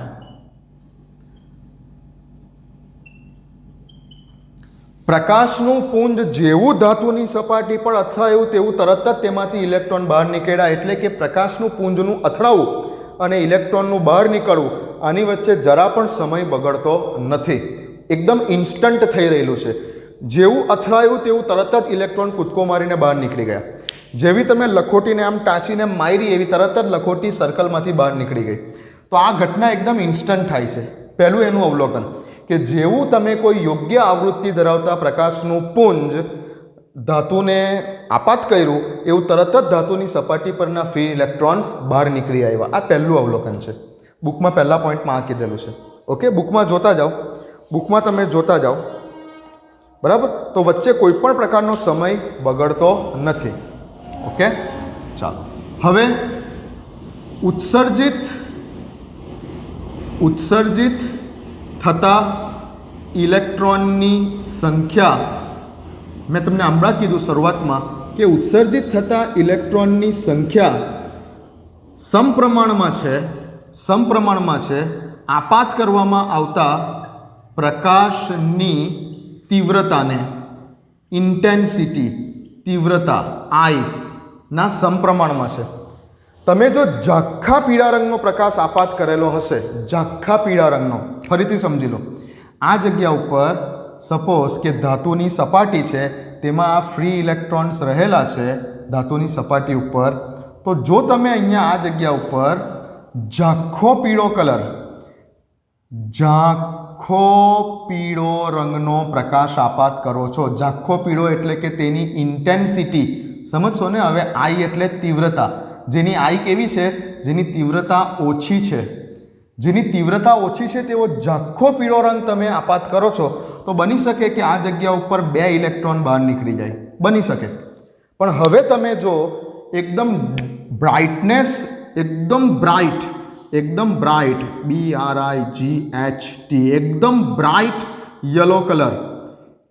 હવે યલો કલર છે એટલે આવૃત્તિ તો ફિક્સ છે, આવૃત્તિ નહીં બદલાય. યલો કલરની આવૃત્તિ ફિક્સ. કેટલી? યલો કલરની આવૃત્તિ ન્યૂનું મૂલ્ય 5.2 ગુણ્યા 1014 હર્ટ્ઝ. ઝાંખો પીળો હોય કે એકદમ બ્રાઇટ પીળો હોય, આવૃત્તિ ફિક્સ છે.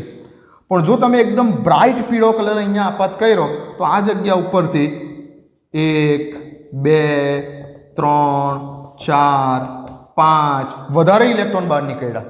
જો તમે અહીંયા બ્રાઇટ યલો કલર આપાત કર્યો તો વધારે ઇલેક્ટ્રોન્સ બહાર નીકળી ગયા. ઝાંખો પીળો કલર આપાત કર્યો તો ઇલેક્ટ્રોન નીકળ્યા પણ ઓછા નીકળ્યા. કેવી રીતે માપ્યું હશે? પેલું સૂચક હતું ને મૂકેલું, એ સૂચકની મદદથી તો વધારે ઇલેક્ટ્રોન બહાર નીકળી ગયા. એટલે અહીંયા એવું કીધું કે ઉત્સર્જિત થતા ઇલેક્ટ્રોનની સંખ્યા, કે ભાઈ 2 ઇલેક્ટ્રોન આવ્યા કે 5 ઇલેક્ટ્રોન આવ્યા, એ પ્રકાશની તીવ્રતા પર આધાર રાખે છે. તમે ઝાંખો પીળો કલરનો પ્રકાશ આપાત કર્યો કે એકદમ બ્રાઇટ યલો કલરનો પ્રકાશ આપાત કર્યો, આ એનું બીજું અવલોકન હતું. ક્લિયર?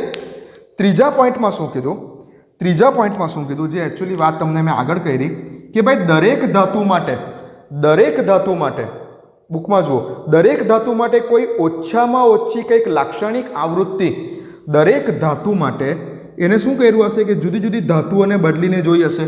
કોઈ વખત પોટેશિયમ ધાતુ ઉપર પ્રયોગ કર્યો હશે, કોઈ વખત રૂબિડિયમ ધાતુ ઉપર પ્રયોગ કર્યો હશે, કોઈ વખત સીઝિયમ ધાતુ ઉપર પ્રયોગ કર્યો હશે. તો જુદી જુદી ધાતુઓ માટે ધાતુની સપાટી ઉપરથી ઇલેક્ટ્રોનને બહાર કરવા માટે જરૂરી જે પ્રકાશની આવૃત્તિ હતી તેનું મૂલ્ય જુદું જુદું હતું. જુદી જુદી ધાતુઓ માટે આવૃત્તિનું મૂલ્ય જુદું જુદું. સપોઝ કે પોટેશિયમ ધાતુ હતી તો પોટેશિયમ ધાતુ આટલી આવૃત્તિ ધરાવતા પીળા રંગના પ્રકાશ આપાત કર્યો તો ઇલેક્ટ્રોન બહાર કાઢી શક્યું. પણ પોટેશિયમ કરતાં હવે તમે સમજો આગળ કે કંઈ સિલ્વર ધાતુ હોય તો તેના માટેની વેલ્યુ કંઈક અલગ હશે, કેલ્શિયમ ધાતુ માટેની વેલ્યુ કંઈક અલગ હશે. તો જુદી જુદી ધાતુઓ માટેની આ જે આવૃત્તિ હતી કે કેટલી આવૃત્તિવાળો પ્રકાશ આપીએ તો ઇલેક્ટ્રોન બહાર નીકળે, તો દરેક ધાતુઓ માટે આવૃત્તિનું મૂલ્ય જુદું જુદું હતું. તો દરેક ધાતુ માટે કોઈ એક એવી ન્યૂનતમ લાક્ષણિક, ઓછામાં ઓછી કોઈ એક એવી આવૃત્તિ હોવી જોઈએ કે જે આવૃત્તિ કરતાં વધારે આવૃત્તિ ધરાવતો પ્રકાશ તમે એ ધાતુની સપાટી પર આપાત કરશો તો જ ઇલેક્ટ્રોનને તે બહાર કાઢી શકશે. તો દરેક ધાતુ માટે એક ચોક્કસ આવૃત્તિ છે જેને કીધું ν0, અને જેને શું કહેવામાં આવ્યું? થ્રેશોલ્ડ આવૃત્તિ. જેને કહેવામાં આવ્યું થ્રેશોલ્ડ આવૃત્તિ. આ આવૃત્તિ કરતાં વધારે આવૃત્તિ ધરાવતો પ્રકાશ તમે ધાતુને આપશો તો જ તે ધાતુમાંથી ઇલેક્ટ્રોન બહાર નીકળી શકશે. પછી ઇન્ટેન્સિટી ગમે એટલી વધારશો કોઈ ફરક નહીં પડે. ઇન્ટેન્સિટી એટલે કે તીવ્રતા ગમે એટલી વધારશો કોઈ ફરક નહીં પડે. આટલી આવૃત્તિ તો જોઈએ જ. આટલી આવૃત્તિ કરતાં વધારે આવૃત્તિવાળો પ્રકાશ આને પડશે તો જ આમાંથી ઇલેક્ટ્રોન બહાર નીકળી શકશે. પછી જો તમે એના કરતાં ઓછી આવૃત્તિ રાખી અને ગમે એટલી તીવ્રતા વધારી દીધી, મેં તમને પેલું આગળ ઉદાહરણ આપ્યું લાલ કલરવાળું, લાલ રંગના પ્રકાશવાળું, કે લાલ રંગનો પ્રકાશ આપાત કર્યો પણ લાલ રંગના પ્રકાશની આવૃત્તિ ઓછી હતી, આને જેટલી જોઈતી હતી એના કરતાં ઓછી હતી. પછી હવે તમે ગમે એટલી લાલ કલરની તીવ્રતા વધારી દો, ઇલેક્ટ્રોન બહાર નહીં આવી શકે. બરાબર? તો દરેક ધાતુ માટે અમુક ચોક્કસ એવી લાક્ષણિક આવૃત્તિની જરૂર છે કે જે ધાતુમાંથી ઇલેક્ટ્રોનને બહાર કાઢી શકે. તો એ લઘુત્તમ આવૃત્તિને બોલાય છે થ્રેશોલ્ડ આવૃત્તિ. જેના ઉપરથી આપણે જો એનર્જીના ફોર્મમાં વિચારીએ તો જેવી રીતે આપણે સૂત્ર લખતા હતા કે E = H ν, એવી જ રીતે ધાતુ માટે થ્રેશોલ્ડ એનર્જીનું સૂત્ર લખવું હોય, થ્રેશોલ્ડ ઉર્જાનું સૂત્ર લખવું હોય તો E ના વપરાય, તે વખતે વપરાય W0, જેને કહેવાય ધાતુનું કાર્ય વિધેય. Is equal to H into new 0. સૂત્ર આ જ રીતનું છે, H into V, H into new 0. સૂત્ર કંઈક આ જ રીતનું છે. ક્લિયર? ઓકે. તો દરેક ધાતુ માટે આ થ્રેશોલ્ડ આવૃત્તિ અલગ અલગ હોય છે અને આવૃત્તિ પર જ એનું કાર્ય વિધેય આધાર રાખે છે. દરેક ધાતુ માટે કાર્ય વિધેયનું મૂલ્ય પણ જુદું જુદું હશે.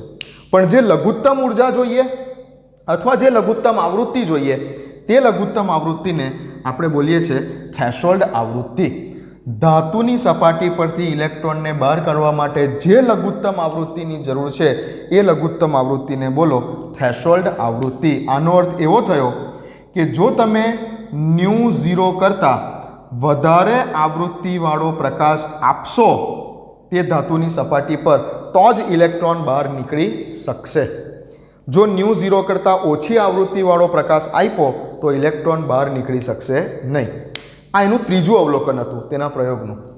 અને લાસ્ટમાં શું કીધું તેને?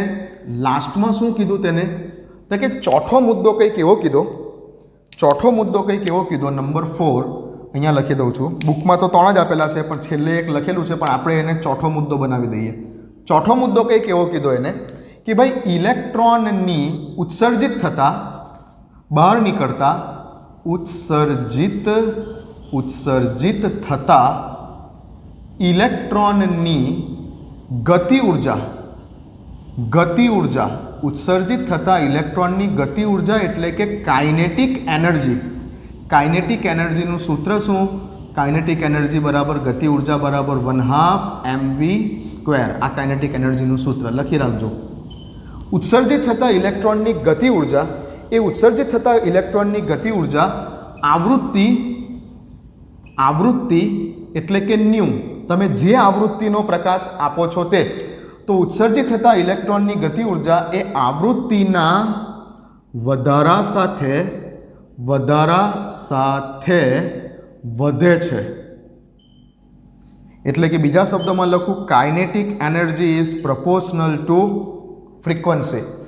જેમ તમે સપોઝ કે તમે વિબગ્યોર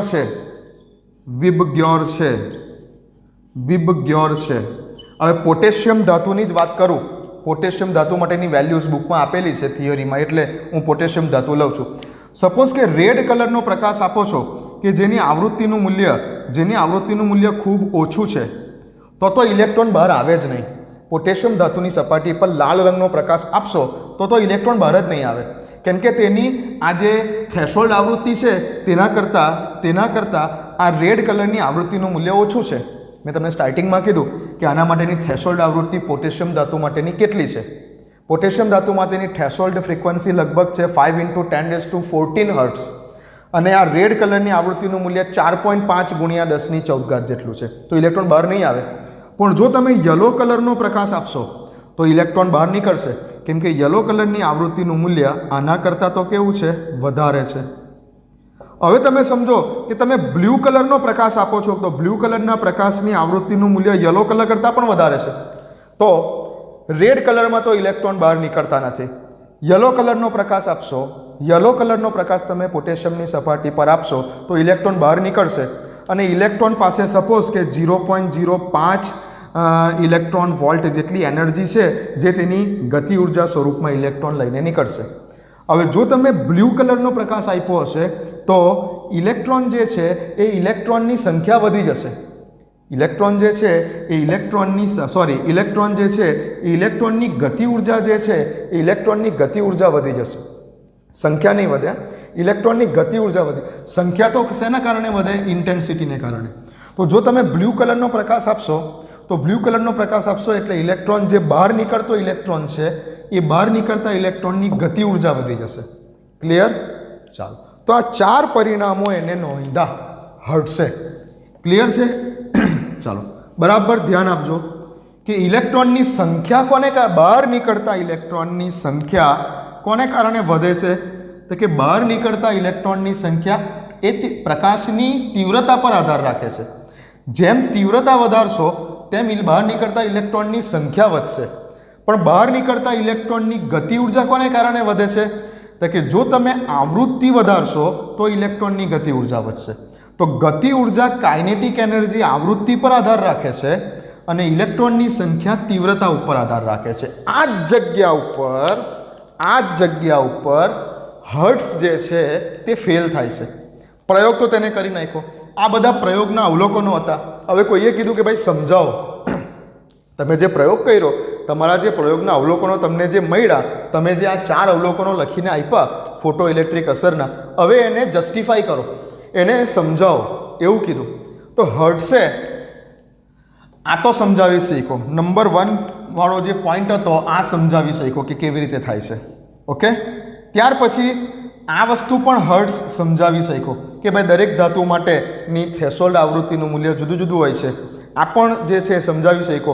અને અમુક થ્રેશોલ્ડ આવૃત્તિ કરતાં વધારે આવૃત્તિવાળો જ વિકિરણ જો તમે ધાતુની સપાટી પર આપાત કરો છો, થ્રેશોલ્ડ આવૃત્તિ કરતાં વધારે આવૃત્તિ ધરાવતો જ પ્રકાશનું પુંજ તમે જ્યારે આપાત કરો છો તો જ ઇલેક્ટ્રોન નીકળે છે, બાકી ઇલેક્ટ્રોન નીકળતા નથી. તો આ 2 પોઈન્ટ હર્ટ્ઝ સમજાવી શકેલા.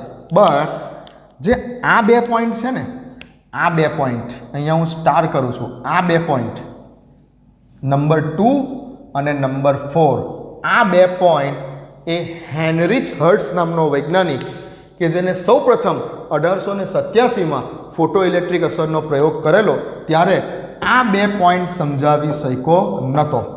આ 2 પોઈન્ટ નહોતો સમજાવી શક્યો. એટલે જ હવે પિક્ચરમાં આવું પડ્યું આઇન્સ્ટાઈને. લખી લો પહેલાં તો અવલોકનોમાં 4 પોઈન્ટ લખી દો. તો આ 4 પોઈન્ટ બુકમાંથી જોતા જાઓ. મેં તમને જે છે યાદ રાખવાની ટેકનિક બતાવેલી છે, કેવી રીતે યાદ રાખવાના છે પોઈન્ટ્સને તે, અને બુકમાંથી વાક્ય રચના જોતા જાઓ. લખી કાઢો 4 પોઈન્ટ. ચાલો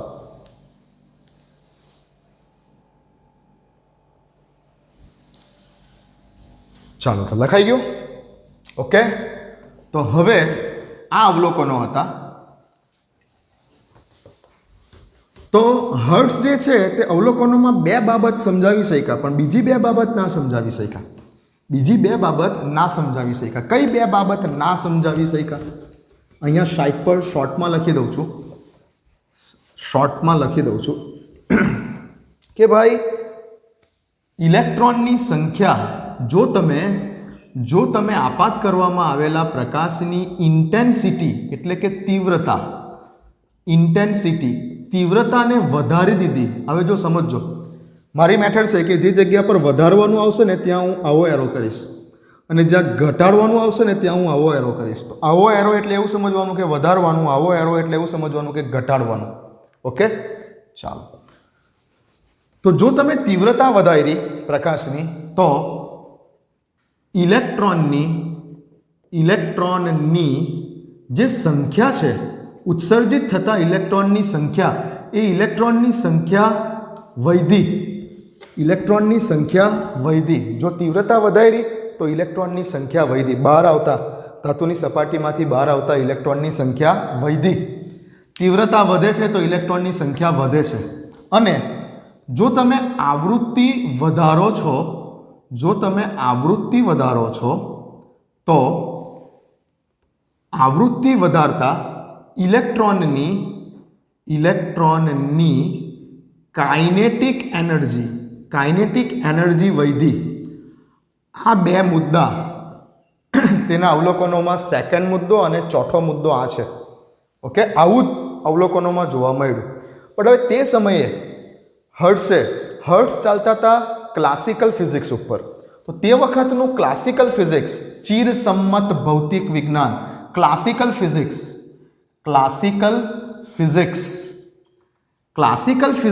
એવું કહેતું હતું કે ભાઈ જે એનર્જી છે, ક્લાસિકલ ફિઝિક્સ એવું કહેતું હતું કે જે એનર્જી છે એ એનર્જી ડાયરેક્ટલી પ્રોપોર્શનલ હોય છે ઇન્ટેન્સિટીને. ઉર્જા જે છે એ ઉર્જા એ તીવ્રતાના ડાયરેક્ટલી સમપ્રમાણમાં હોય છે. આવું તે વખતે ક્લાસિકલ ફિઝિક્સ કહેતો હતો. પણ ક્લાસિકલ ફિઝિક્સ આ 2 મુદ્દા નહીં સમજાવી શક્યો, કેમ કે જો ક્લાસિકલ ફિઝિક્સ સાચું હોતે તો એનો અર્થ એમ થાય કે જો તમે તીવ્રતા વધારો છો એટલે કે તમે ઉર્જા વધારો છો, તમે પ્રકાશની તીવ્રતા, તમે આ ધાતુની સપાટી ઉપર આપાત કરવામાં આવતા પ્રકાશની ઇન્ટેન્સિટી વધારી દીધી, ઇન્ટેન્સિટી વધારી દીધી એટલે કે તમે ઉર્જા વધારી દીધી. ઉર્જા વધારી દીધી એટલે શું થવું જોઈએ કે જો તમે ઇન્ટેન્સિટી વધારી એટલે ઉર્જા વધારી. ઇન્ટેન્સિટી અને ઉર્જા એકબીજાના સમપ્રમાણમાં છે એવું ક્લાસિકલ ફિઝિક્સ કહે છે, ચિરસમ્મત ભૌતિકશાસ્ત્ર. કે જો તમે ઇન્ટેન્સિટી વધારી દીધી એટલે કે ઉર્જા વધારી દીધી, તો જો તમે ઇન્ટેન્સિટી વધારો છો તો ઇન્ટેન્સિટી વધારતા બહાર આવતા ઇલેક્ટ્રોનની સંખ્યા પણ વધવી જોઈએ અને ઇન્ટેન્સિટી વધારતા બહાર આવતા ઇલેક્ટ્રોનની કાઇનેટિક એનર્જી, ગતિ ઉર્જા પણ વધવી જોઈએ. આવું ક્લાસિકલ ફિઝિક્સ કહેતું હતું. આ જ વસ્તુ હર્ટ્સ નહીં સમજાવી શક્યા કેમ કે એ ક્લાસિકલ ફિઝિક્સમાં માનતા હતા. તો ચિરસમ્મત ભૌતિક વિજ્ઞાન આ વસ્તુને નથી સમજાવી શક્યો કેમ કે ચિરસમ્મત ભૌતિક વિજ્ઞાન એવું કહે છે કે ભાઈ જો તીવ્રતા અને એનર્જી એકબીજાના સમપ્રમાણમાં છે એટલે કે જો તમે તીવ્રતા વધારી દેશો, તીવ્રતા વધે તો એનર્જી E વધે અને જો એનર્જી E વધે અને વધારે એનર્જીવાળો પ્રકાશ આપીએ તો બહાર નીકળતા ઇલેક્ટ્રોનની સંખ્યા પણ વધી શકે અને બહાર નીકળતા ઇલેક્ટ્રોનની ગતિ ઉર્જા પણ વધી શકે. વધેલી ઉર્જાને અમુક ઉર્જા અહીંયા વાપરે બહાર નીકળવા માટે અને બાકીની ઉર્જાને તે કાઇનેટિક એનર્જીના સ્વરૂપમાં બહાર લઈને નીકળે. તો આ બંને વસ્તુ થવી જોઈએ. ઇન્ટેન્સિટી વધારતા આ બંને વસ્તુ થવી જોઈએ એવું ક્લાસિકલ ફિઝિક્સ માનતું હતું. બટ થયું એવું કે ઇન્ટેન્સિટી વધારતા ઇલેક્ટ્રોનની સંખ્યા તો વધી પણ ઇન્ટેન્સિટી વધારતા ઇલેક્ટ્રોનની ગતિ ઉર્જા ના વધી. તીવ્રતાને વધારતા ઇલેક્ટ્રોનની સંખ્યા તો વધે છે બટ તીવ્રતા વધારતા ઇલેક્ટ્રોનની ગતિ ઉર્જા નથી વધતી. આ વસ્તુ ક્લાસિકલ ફિઝિક્સ સમજાવી શક્યું નહીં. સમજો બરાબર શું થયું? ફરીથી ક્લાસિકલ ફિઝિક્સની મર્યાદા. આ બુકમાં વાક્ય રચના ગમે તેમ છે, બુકમાંથી વાંચશો ને આ પોઈન્ટ જો બુકમાંથી વાંચશો ને તો ભલભલા અટવાઈ ગયેલા છે અને ભલભલા એવા ગોટાળામાં જે સમજાવે છે અમુક જે છે ફિઝિક્સના સાહેબો. 12મા ધોરણમાં આ સેમ ટોપિક ફિઝિક્સમાં છે તો ફિઝિક્સના સાહેબો બોલો કે રસાયણ વિજ્ઞાનના સાહેબો બોલો, એટલું બધું ગોટાળામાં સમજાવે છે વિદ્યાર્થીને કે એનો કોન્સેપ્ટ જ ક્લિયર નથી થઈ શકતો. તમે અહીંયા બરાબર કોન્સેપ્ટ ક્લિયર કરી દો મારી સાથે, બરાબર? એમ જરા વાંધો નહીં આવવા દો, એકદમ ઇન્ટરેસ્ટિંગ થિયરી બનાવી દઈશ તમારા માટે. ધ્યાન આપો. અહીંયા શું થયું તો કે ભાઈ ક્લાસિકલ ફિઝિક્સ એવું કહેતું હતું કે તીવ્રતા એ એનર્જીના સમપ્રમાણમાં છે. ઓકે, માયના. હવે ક્લાસિકલ ફિઝિક્સ પ્રમાણે જોવા જઈએ તો જો તીવ્રતા એનર્જીના સમપ્રમાણમાં છે એટલે જો તમે તીવ્રતાને વધારી દેશો તો એનર્જી પણ વધશે અને જો એનર્જી વધી તો જો પેલા આપાત કરવામાં આવતા પ્રકાશની એનર્જી વધારે હશે તો બહાર નીકળતા ઇલેક્ટ્રોનની સંખ્યા પણ વધારે હશે અને બહાર નીકળતા ઇલેક્ટ્રોનની સંખ્યા પણ વધારે હશે અને બહાર નીકળતા ઇલેક્ટ્રોનની શું વધારે હશે? એક તો સંખ્યા વધારે હશે અને બીજું શું વધારે હશે? Kinetic energy. ઇલેક્ટ્રોનની કાઇનેટિક એનર્જી પણ વધારે હશે. આવું ક્લાસિકલ ફિઝિક્સ કહેતું હતું. બટ એકચ્યુઅલી ઇન્ટેન્સિટી વધારતા એવું જાણવા મળ્યું, પ્રાયોગિક પરિણામ શું મળેલું હર્ટ્સને કે ઇન્ટેન્સિટી વધારતા ઇલેક્ટ્રોનની સંખ્યા તો વધી પણ ઇલેક્ટ્રોનની કાઇનેટિક એનર્જીને કોઈ ફેર નહીં પડ્યો. ઇલેક્ટ્રોનની કાઇનેટિક એનર્જીને કોઈ ફેરફાર નહીં થયો, નહીં વધી નહીં ઘટી. ઇન્ટેન્સિટી વધારતા ઇલેક્ટ્રોનની સંખ્યા તો વધી પણ તેની કાઇનેટિક એનર્જી એટલે કે ગતિ ઉર્જામાં કોઈ ફેરફાર નહીં આવ્યો. જે એકચ્યુઅલી ક્લાસિકલ ફિઝિક્સ પ્રમાણે ઇન્ટેન્સિટી વધારતા ઉર્જા વધે છે જેથી ઇલેક્ટ્રોનની સંખ્યા પણ વધવી જોઈતી હતી અને કાઇનેટિક એનર્જી પણ વધવી જોઈતી હતી. બટ ઇન્ટેન્સિટી વધારતા માત્ર ઇલેક્ટ્રોનની સંખ્યા જ વધી પણ તેની ગતિ ઉર્જા નહીં વધી. ગતિ ઉર્જા ક્યારે વધી? પ્રાયોગિક પરિણામ શું કહે છે કે ગતિ ઉર્જા ક્યારે વધી? તો કે જ્યારે તમે આવૃત્તિને વધારી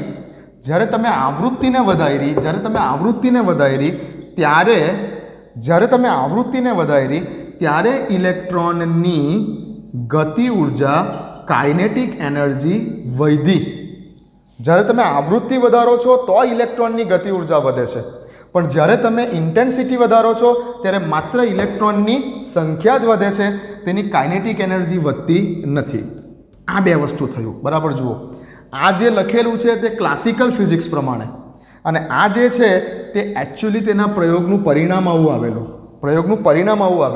કે પ્રકાશની તીવ્રતા વધારતા બહાર આવતા ઇલેક્ટ્રોનની સંખ્યા વધી અને પ્રકાશની આવૃત્તિ વધારતા બહાર નીકળતા ઇલેક્ટ્રોનની ગતિ ઉર્જા વધી. ક્લાસિકલ ફિઝિક્સ એવું કહેતું હતું કે ઇન્ટેન્સિટી જ ખાલી વધારશો તો બંને વસ્તુ વધી જશે, પણ એવું ના થયું અને જે વસ્તુ એકચ્યુઅલી હર્ટ્ઝ સમજાવી શક્યા નહીં. તો બુકમાં જે પ્રયોગના અવલોકનો પતે છે એના પછીના લગભગ આખા પેરેગ્રાફમાં આ જ વાત કરેલી છે. મેં તમને જે શોર્ટમાં સમજાવી તે, બરાબર. હવે વાક્ય રચના બુકમાં જોઈ લેજો, બરાબર. તો આ જ વાત કરેલી છે. આ જ વસ્તુને સમજાવવા માટે હવે પિક્ચરમાં આવે છે આઇન્સ્ટાઈન 1905માં આ જ વસ્તુ ઉપર પાછો પ્રયોગ કરે છે આઇન્સ્ટાઈન. આ પ્રયોગ ક્યારે થયેલો? 1887માં. લગભગ એના 20-25 વર્ષ પછી આઇન્સ્ટાઈન આ જ વસ્તુને સમજાવવા માટે આવે છે અને તે ક્લાસિકલ ફિઝિક્સને જવા દે છે. આઇન્સ્ટાઈન ક્લાસિકલ ફિઝિક્સ ઉપર ચોકડી મારે છે અને આઇન્સ્ટાઈન ઉપયોગ કરે છે ક્વોન્ટમ ફિઝિક્સનો, મોડર્ન ફિઝિક્સનો, ક્વોન્ટમ ફિઝિક્સનો. અને આઇન્સ્ટાઈન ઉપયોગ કરે છે મેક્સ પ્લાન્કની ક્વોન્ટમ થિયરીનો. હવે આઇન્સ્ટાઈન ઉપયોગ કરે છે મેક્સ પ્લાન્કની ક્વોન્ટમ થિયરીનો. ઓકે, તો હવે ક્લાસિકલ ફિઝિક્સને સાઈડ પર મૂકી દીધું અને મોડર્ન ફિઝિક્સ, જેને ક્વોન્ટમ ફિઝિક્સ કહેવાય, એ અસ્તિત્વમાં આવે છે. અને આઇન્સ્ટાઈન મેક્સ પ્લાન્કની ક્વોન્ટમ થિયરીનો ઉપયોગ કરે છે અને પછી આ વસ્તુને સમજાવવામાં જાય છે, પછી આ વસ્તુ સમજાવવા માટે આવે છે. તો શું કરે છે આઇન્સ્ટાઈન તે સમજો. તો આઇન્સ્ટાઈને સિમ્પલ, હવે હું તમને જે સમજાવવા માંગુ છું, આ બે વસ્તુ હું તમને સમજાવવા માંગુ છું. તો આઇન્સ્ટાઈને શું કીધું? આઇન્સ્ટાઈને જે કીધું ને તે પહેલાં એક ઉદાહરણથી સમજો. અને જો લેક્ચરને, વિડીયો લેક્ચરના ઈચ એન્ડ એવરી પોઈન્ટ, આ વિડીયો લેક્ચરના ઈચ એન્ડ એવરી પોઈન્ટમાં ખૂબ જ મહત્ત્વની બાબતો આવી રહેલી છે. 1 કલાકનો આ જે વિડીયો લેક્ચર ઉતારવા માટે મારે લગભગ 5 થી 10 કલાકની મહેનત કરવી પડે છે, સમજો. ઘણી બધી રેફરન્સ બુકોમાં, આ બુક નહીં, એનસીઆરટી બુક નહીં, ઘણી બધી રેફરન્સ બુકોને ફોલો કરીને હું તમારા માટે જે મટીરિયલ બનાવું છું, તમારી સમક્ષ વિડીયો રજૂ કરતાં પહેલાં હું પોતે એક મટીરિયલ બનાવું છું કે જેથી આખી થિયરીના કોન્સેપ્ટ, JEE નીટ એડવાન્સ લેવલના બધા કોન્સેપ્ટ તમારા ક્લિયર થઈ જાય, બરાબર છે. હું વિડીયો લેક્ચર બનાવતા પહેલાં પોતે એક નોટ લઈને બેસ્યો છું. આ એક નોટ એક જ ચેપ્ટરની છે, એટોમિક સ્ટ્રક્ચર.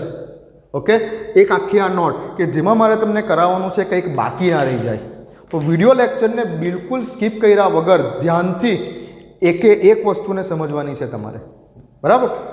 ઓકે, આઇન્સ્ટાઈન જે દલીલ કરે છે એ આઇન્સ્ટાઈનની દલીલની એક સિમ્પલ મેથડથી તમને સમજાવું. સપોઝ કે આ એક પીળા રંગનો બલ્બ છે, આ એક પીળા રંગનો બલ્બ છે, ઝાંખો પીળો બલ્બ છે. અને આ એક બીજો પીળા રંગનો બલ્બ છે, એ એકદમ બ્રાઇટનેસ, ખૂબ જ તેજસ્વી પીળા રંગ આપતો કંઈક બલ્બ છે, પીળો બલ્બ છે. ઝાંખો પીળો રંગ બહાર આવે છે આમાંથી એકદમ તેજસ્વી પીળો રંગ બહાર આવે છે. હવે આઇન્સ્ટાઈને એવું કીધું કે પીળો રંગ છે એટલે કે બંને બલ્બમાંથી બહાર નીકળતા પ્રકાશની આવૃત્તિ તો ફિક્સ જ છે. લગભગ કેટલી? મેં તમને કીધી, પીળા રંગના પ્રકાશની આવૃત્તિ 5.2 × 1014 હર્ટ્ઝ જેટલી. આ તો વાત છે જ, બરાબર છે. હવે શું છે તો કે હવે આ જગ્યા ઉપર આવૃત્તિ બંને બલ્બની સેમ છે. ઝાંખો પીળો હોય કે તેજસ્વી પીળો હોય, આવૃત્તિની વેલ્યુ ફિક્સ છે. હવે જે તમે એનર્જીની વાત કરો છો, ક્લાસિકલ ફિઝિક્સ એવું કહેતું હતું કે energy is directly proportional to intensity, but no. Modern physics પ્લાન્કના ક્વોન્ટમ સિદ્ધાંત પ્રમાણે પ્રકાશને કયું સ્વરૂપ છે? કણ. અને પ્રકાશના એક કણની એનર્જીને અહીંયાથી જ આપણે સાબિત કરવા જઈ રહેલા છે કે પ્રકાશને કણ સ્વરૂપ છે. આઇન્સ્ટાઈન પણ એ જ કહે છે હવે ક્વોન્ટમ થિયરીનો ઉપયોગ કરીને, મેક્સ પ્લાન્કની, કે ભાઈ પ્રકાશ જે છે એ પ્રકાશને કણ સ્વરૂપ છે. પ્રકાશને કણ સ્વરૂપ હોવાને કારણે પ્રકાશના એક કણની energy E is equal to h into nu બરાબર છે. કઈ થિયરી પ્રમાણે? પ્લાન્કની ક્વોન્ટમ થિયરી પ્રમાણે. તો પ્રકાશના એક કણની એનર્જી કેટલી છે? પ્લાન્ક કોન્સ્ટન્ટ ઇન્ટુ તેની જે ફ્રીક્વન્સી છે તેના ગુણાકાર જેટલી છે, આવું આઇન્સ્ટાઈન કહે છે. તો પ્રકાશને કણ સ્વરૂપ છે, પ્રકાશના કણની એનર્જી આટલી છે, અને પ્રકાશના કણની જે એનર્જી છે અથવા તો જે પ્રકાશનો કણ છે તેને હવે કયું નામ આપે છે? તે ફોટોન નામ આપે છે.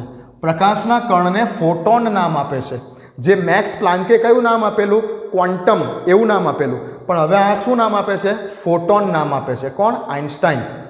તો પ્રકાશના એક કણની ઉર્જા એટલે કે એક ફોટોનની ઉર્જા બરાબર આ જે એકચ્યુઅલી સૂત્ર આપેલું હતું કોણે? મેક્સ પ્લાન્કે. હવે તેને એક ફોટોનની ઉર્જા બરાબર જે મેક્સ પ્લાન્ક એવું કહેતો હતો કે ક્વોન્ટમ નામ આપેલું, તો આને નામ આપી દીધું ફોટોન. નામ બદલેલું ખાલી. ઓકે. તો પ્રકાશનો જે કણ છે તેની એનર્જી આટલી છે, h/ν જેટલી છે. પ્રકાશના કણને શું કહેવાય? ફોટોન કહેવાય. અને ફોટોનની એનર્જી આટલી છે. ક્લિયર છે? ચાલો હવે તો જો ઝાંખા પીળા રંગનો પ્રકાશ હશે કે ભાઈ તેજસ્વી પીળા રંગનો પ્રકાશ હશે, તેની આવૃત્તિ આટલી છે ને, અને આવૃત્તિનું સૂત્ર ઉર્જાનું સૂત્ર શું છે? ઉર્જાનું સૂત્ર છે h/ν. તો આવૃત્તિ તો બંનેની સરખી છે એટલે બંનેની એનર્જી કેવી છે? સરખી છે. ક્લાસિકલ ફિઝિક્સ કહેતું હતું કે એનર્જી ઇન્ટેન્સિટી પર ડિપેન્ડ કરે છે. ના, મોડર્ન ફિઝિક્સ કહે છે કે એનર્જી પ્રકાશના કિસ્સામાં એનર્જી આવૃત્તિ ઉપર ડિપેન્ડ કરે છે. એનર્જી એ આવૃત્તિના સમપ્રમાણમાં છે. આવૃત્તિ સાથે સંબંધ છે એનર્જીને.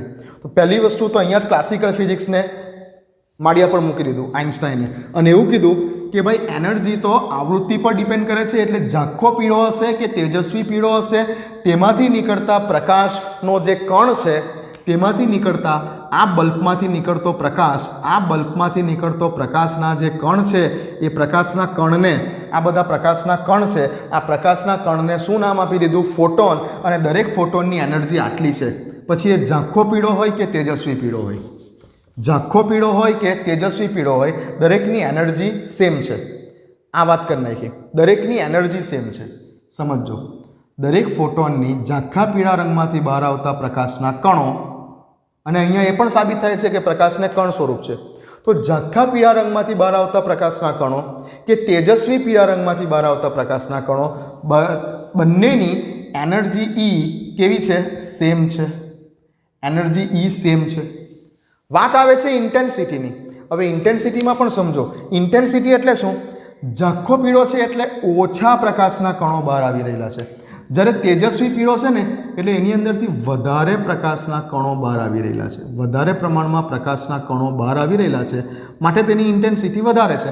આમાંથી ઓછા ફોટોન્સ બહાર આવી રહેલા છે, આમાંથી વધારે માત્રામાં ફોટોન્સ બહાર આવી રહેલા છે, તો તેની ઇન્ટેન્સિટી વધારે છે. ઇન્ટેન્સિટીનો અર્થ સમજ્યા? ઓછા કણો બહાર આવવા, વધારે કણો બહાર આવવા. ઇન્ટેન્સિટીનો મિનિંગ આવો થયો. તો આની સપોઝ કે આ 50 વોટનો ગોળો છે, માનો ને 50 વોટનો ગોળો છે. આ જે છે 100 વોટનો ગોળો છે.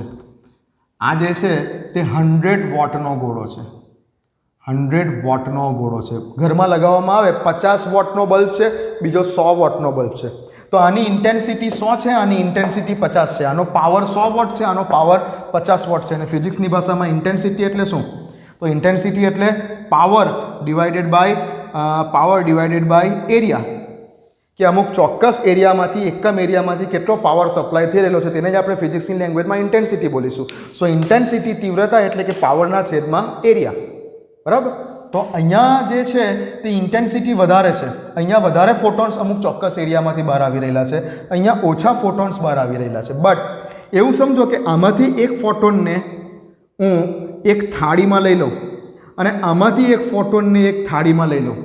એક ફોટોનને પકડું, એક થાળીમાં મૂકી દઉં. બીજા ફોટોનને પકડું, થાળીમાં મૂકી દઉં. હલાવું બંને ફોટોન, થાળીને હલાવું.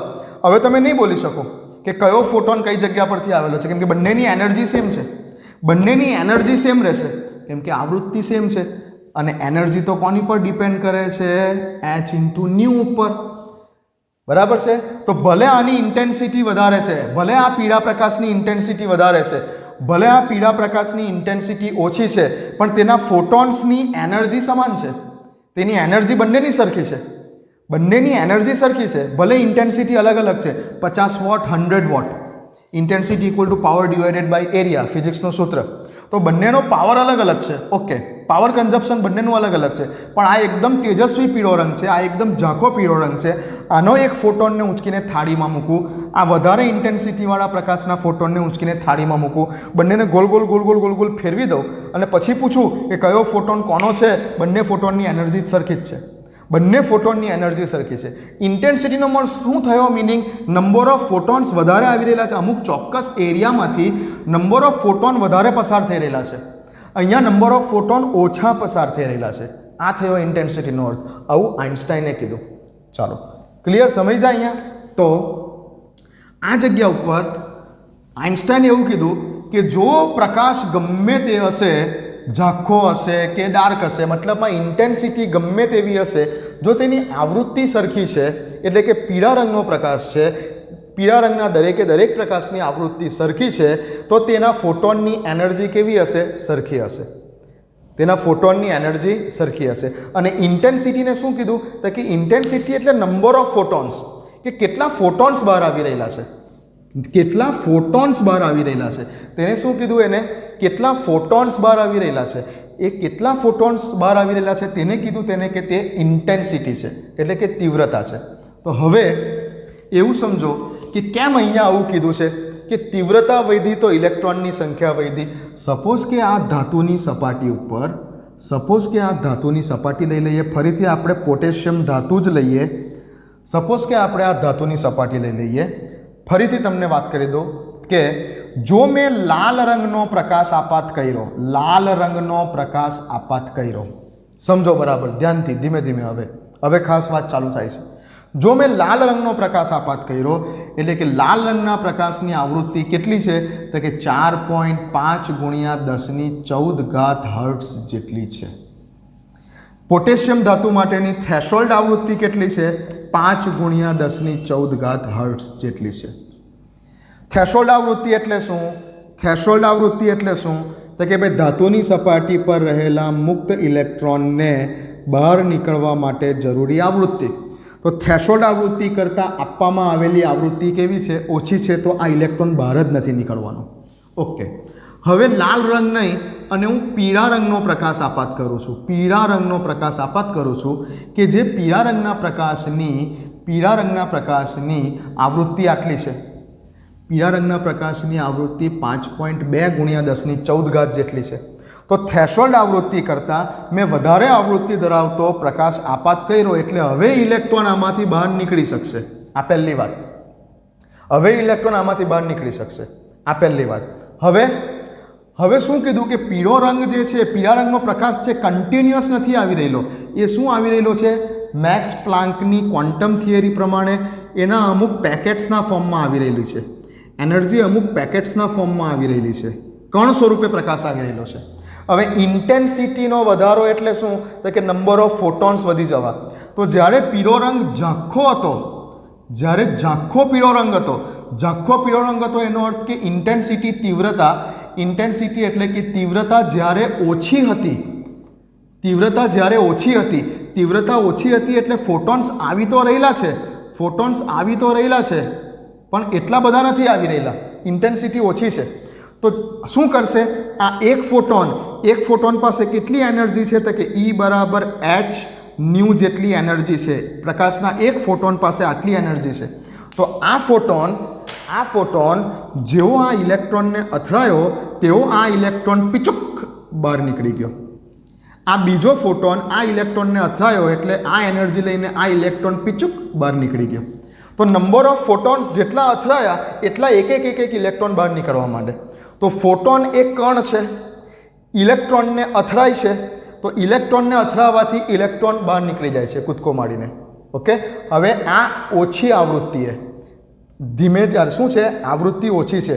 ફોટોનની સંખ્યા તમે જોઈ શકો છો કે ફોટોનની સંખ્યા ઓછી છે. પણ હવે સમજો કે હું આવૃત્તિ વધારી દઉં એટલે અહીંયા એકદમ તેજસ્વી પીળો કલર, એકદમ તેજસ્વી બ્રાઇટ યલો કલર. હજુ પણ એનર્જી તો સેમ જ રહેશે, કેમ કે આવૃત્તિ નથી બદલાઈ. પીળો રંગ છે, આવૃત્તિ નથી બદલાઈ. હજુ પણ દરેક ફોટોનની એનર્જી તો પહેલાં જેટલી હતી એટલી જ છે, બટ તીવ્રતા મેં વધારી દીધી. મેં તેજસ્વી પીળો રંગ કરી દીધો એટલે તીવ્રતા કેવી થઈ ગઈ? વધી ગઈ. હવે તીવ્રતાનું વધી જવું એટલે શું? તીવ્રતાનું વધી જવું એટલે નંબર ઓફ ફોટોન્સની સંખ્યા વધી જવી. અહીંયાથી હવે ઘણા બધા ફોટોન્સ આવી રહેલા છે, ધડ. ઘણા બધા ફોટોન્સ એક ધારા આવી રહેલા છે. એક ફોટોન આવ્યો, ઇલેક્ટ્રોન લીધો, બહાર ગયો. બીજો ફોટોન આવ્યો, તરત ઇલેક્ટ્રોન લીધો, બહાર ગયો. ત્રીજા ફોટોને ઇલેક્ટ્રોન લીધો, બહાર ગયો. ચોથો ફોટોને ઇલેક્ટ્રોન લીધો, બહાર ગયો. તો ઇન્ટેન્સિટી વધારી દીધી. ફોટોનની આવવાની ઇન્ટેન્સિટી, નંબર ઓફ ફોટોન વધી ગયા. નંબર ઓફ ફોટોન વધી ગયા એટલે તરત જ ઇલેક્ટ્રોનની સંખ્યા વધી ગઈ. તો તીવ્રતા વધારી તો ઇલેક્ટ્રોનની સંખ્યા વધી ગઈ. હજુ પણ દરેકે દરેક ફોટોનની એનર્જી તો પહેલાં જેટલી હતી એટલી જ છે, કેમ કે પીળો રંગ જ રાખેલો છે અને પીળા રંગ માટે આવૃત્તિ આટલી જ છે અને એનર્જી બરાબર h ઇન્ટુ ન્યુ, એટલે હજુ પણ તમારી એનર્જી તો દરેક ફોટોનની સરખી જ છે, પણ નંબર ઓફ ફોટોન્સ વધી ગયા. નંબર ઓફ ફોટોન્સ વધી ગયા. નંબર ઓફ ફોટોન વધી જવાને કારણે, ફોટોનની સંખ્યા વધી જવાને કારણે ઇલેક્ટ્રોનની સંખ્યા પણ વધી ગઈ. આઇન્સ્ટાઈને શું કીધું કે તીવ્રતાને એવી રીતે સમજો કે ફોટોનની સંખ્યા વધી ગઈ. હવે જો ફોટોનની સંખ્યા, ધાતુ પર પાડવામાં આવતા ફોટોનની સંખ્યા વધી ગઈ તો બહાર નીકળતા ઇલેક્ટ્રોનની સંખ્યા પણ વધી ગઈ, કેમ કે એક ફોટોન એક ઇલેક્ટ્રોનને બહાર કાઢશે, બીજો ફોટોન બીજા ઇલેક્ટ્રોનને બહાર કાઢશે. એક ફોટોન દ્વારાની એનર્જી દ્વારા એક જ ઇલેક્ટ્રોન બહાર નીકળે. તો અહીંયાથી પણ એવું સાબિત થાય છે કે ભાઈ ફોટોન જે છે એ ઇલેક્ટ્રોનને બહાર કાઢે છે અને ઇલેક્ટ્રોન તો પાર્ટિકલ્સ છે એટલે કે કણ છે, તો ફોટોન પણ કેવો હોવો જોઈએ? કણ જ હોવો જોઈએ. બરાબર છે. આ માટે આઇન્સ્ટાઈને ઉપયોગ કરેલો મેક્સ પ્લાન્કની ક્વોન્ટમ થિયરીનો. તો આ વાત કરી કે કેમ તીવ્રતા વધી તો ઇલેક્ટ્રોનની સંખ્યા વધી. હવે બીજી વાત કે હવે આવૃત્તિ વધી તો ઇલેક્ટ્રોનની કાઇનેટિક એનર્જી વધી. સમજ પડી આ બાબતમાં?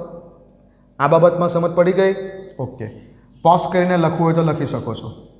હવે બીજી બાબત પર જઈએ છે કે જે બે બાબતો નહોતો સમજાવી શક્યું ક્લાસિકલ ફિઝિક્સ, તેમાં આ બીજી બાબત પર આવીએ કે ભાઈ આવૃત્તિ વધી તો ઇલેક્ટ્રોનની કાઇનેટિક એનર્જી કેમ વધી. તો સમજો કે ફરીથી આ ધાતુ છે, આ ધાતુ છે, કઈ ધાતુ? પોટેશિયમ ધાતુ. પોટેશિયમ ધાતુ માટેનું કાર્ય વિધેય W0 કેટલું? તો કે સમજો કે 2 ઇલેક્ટ્રોન વોલ્ટ. સમજો ને, 2 ઇલેક્ટ્રોન વોલ્ટ W0. હવે આ જગ્યા ઉપર તેની ફ્રીક્વન્સી કેટલી? થ્રેશોલ્ડ ફ્રીક્વન્સી પોટેશિયમ માટે 5 × 10⁻14 હર્ટ્ઝ. હવે આ જગ્યા ઉપર તમે પીળા રંગનો પ્રકાશ આપો છો, પીળા રંગનો પ્રકાશ આપો છો, પીળા રંગનો પ્રકાશ આપો છો. માની લો કે પીળા રંગનો પ્રકાશ આપો છો. પીળા રંગના પ્રકાશ માટેની એની આવૃત્તિ કેટલી? તો કે પીળા રંગના પ્રકાશની આવૃત્તિ 5.2 × 10⁻14 હર્ટ્ઝ અને એપ્રોક્સિમેટ જો E બરાબર h ન્યુ સૂત્રમાં કિંમત મૂકીએ આ ન્યુની, તો એપ્રોક્સિમેટ આન્સર કેટલો આવે? એપ્રોક્સિમેટ આન્સર આવે સમજો ને 2.5 ઇલેક્ટ્રોન વોલ્ટ એપ્રોક્સિમેટ. તો કેટલી આવૃત્તિવાળો પ્રકાશ આપ્યો? ન્યુ એટલે કે 5.2 × 10⁻14 જેટલો. અને બહાર નીકળવા માટે કેટલી આવૃત્તિ જોઈતી હતી? તેની થ્રેશોલ્ડ આવૃત્તિ કેટલી હતી? 5 × 10⁻14 જેટલી. તો ઓબ્વિયસલી ઇલેક્ટ્રોન બહાર નીકળવાના છે, ઇલેક્ટ્રોન કૂદકો મારીને બહાર નીકળવાના છે. નીકળી ગયા ઇલેક્ટ્રોન બહાર. હવે ઇલેક્ટ્રોન બહાર નીકળ્યા, હવે ઉર્જાના સંદર્ભમાં બોલો, ઉર્જાના સંદર્ભમાં, આવૃત્તિ ભૂલી જાઓ, ઉર્જાના સંદર્ભમાં બોલો. આટલી આવૃત્તિ એટલે ઉર્જા કેટલી? 2.5 ઇલેક્ટ્રોન વોલ્ટ. તમે કેટલી એનર્જી આપો છો? એક ફોટોન દ્વારા, એક ફોટોન દ્વારા તમે કેટલી એનર્જી આપો છો? 2.5 ઇલેક્ટ્રોન વોલ્ટ. અહીંયા જે ફોટોન આવી રહેલા છે, આ જે ફોટોન આવી રહેલા છે એ એક ફોટોન પાસે, આ એક ફોટોન પાસે કેટલી એનર્જી છે? 2.5 ઇલેક્ટ્રોન વોલ્ટ જેટલી એનર્જી છે. તમે જો આવૃત્તિને ગૂંચવાયા નહીં કરશો, તમે જો આ આવૃત્તિની વેલ્યુ આ સૂત્રમાં મૂકી દો તો ઇલેક્ટ્રોન વોલ્ટમાં વેલ્યુ એપ્રોક્સિમેટ આટલી આવે એવું સમજી લો. તો એક ફોટોનની વેલ્યુ આટલી છે. આ ધાતુનું કાર્ય વિધેય, આ ધાતુનું કાર્ય વિધેય, આ ધાતુનું કાર્ય વિધેય કેટલું છે? તો કે 2 ઇલેક્ટ્રોન વોલ્ટ જેટલું છે. કાર્ય વિધેયનું સૂત્ર W0 = Planck constant into ν0.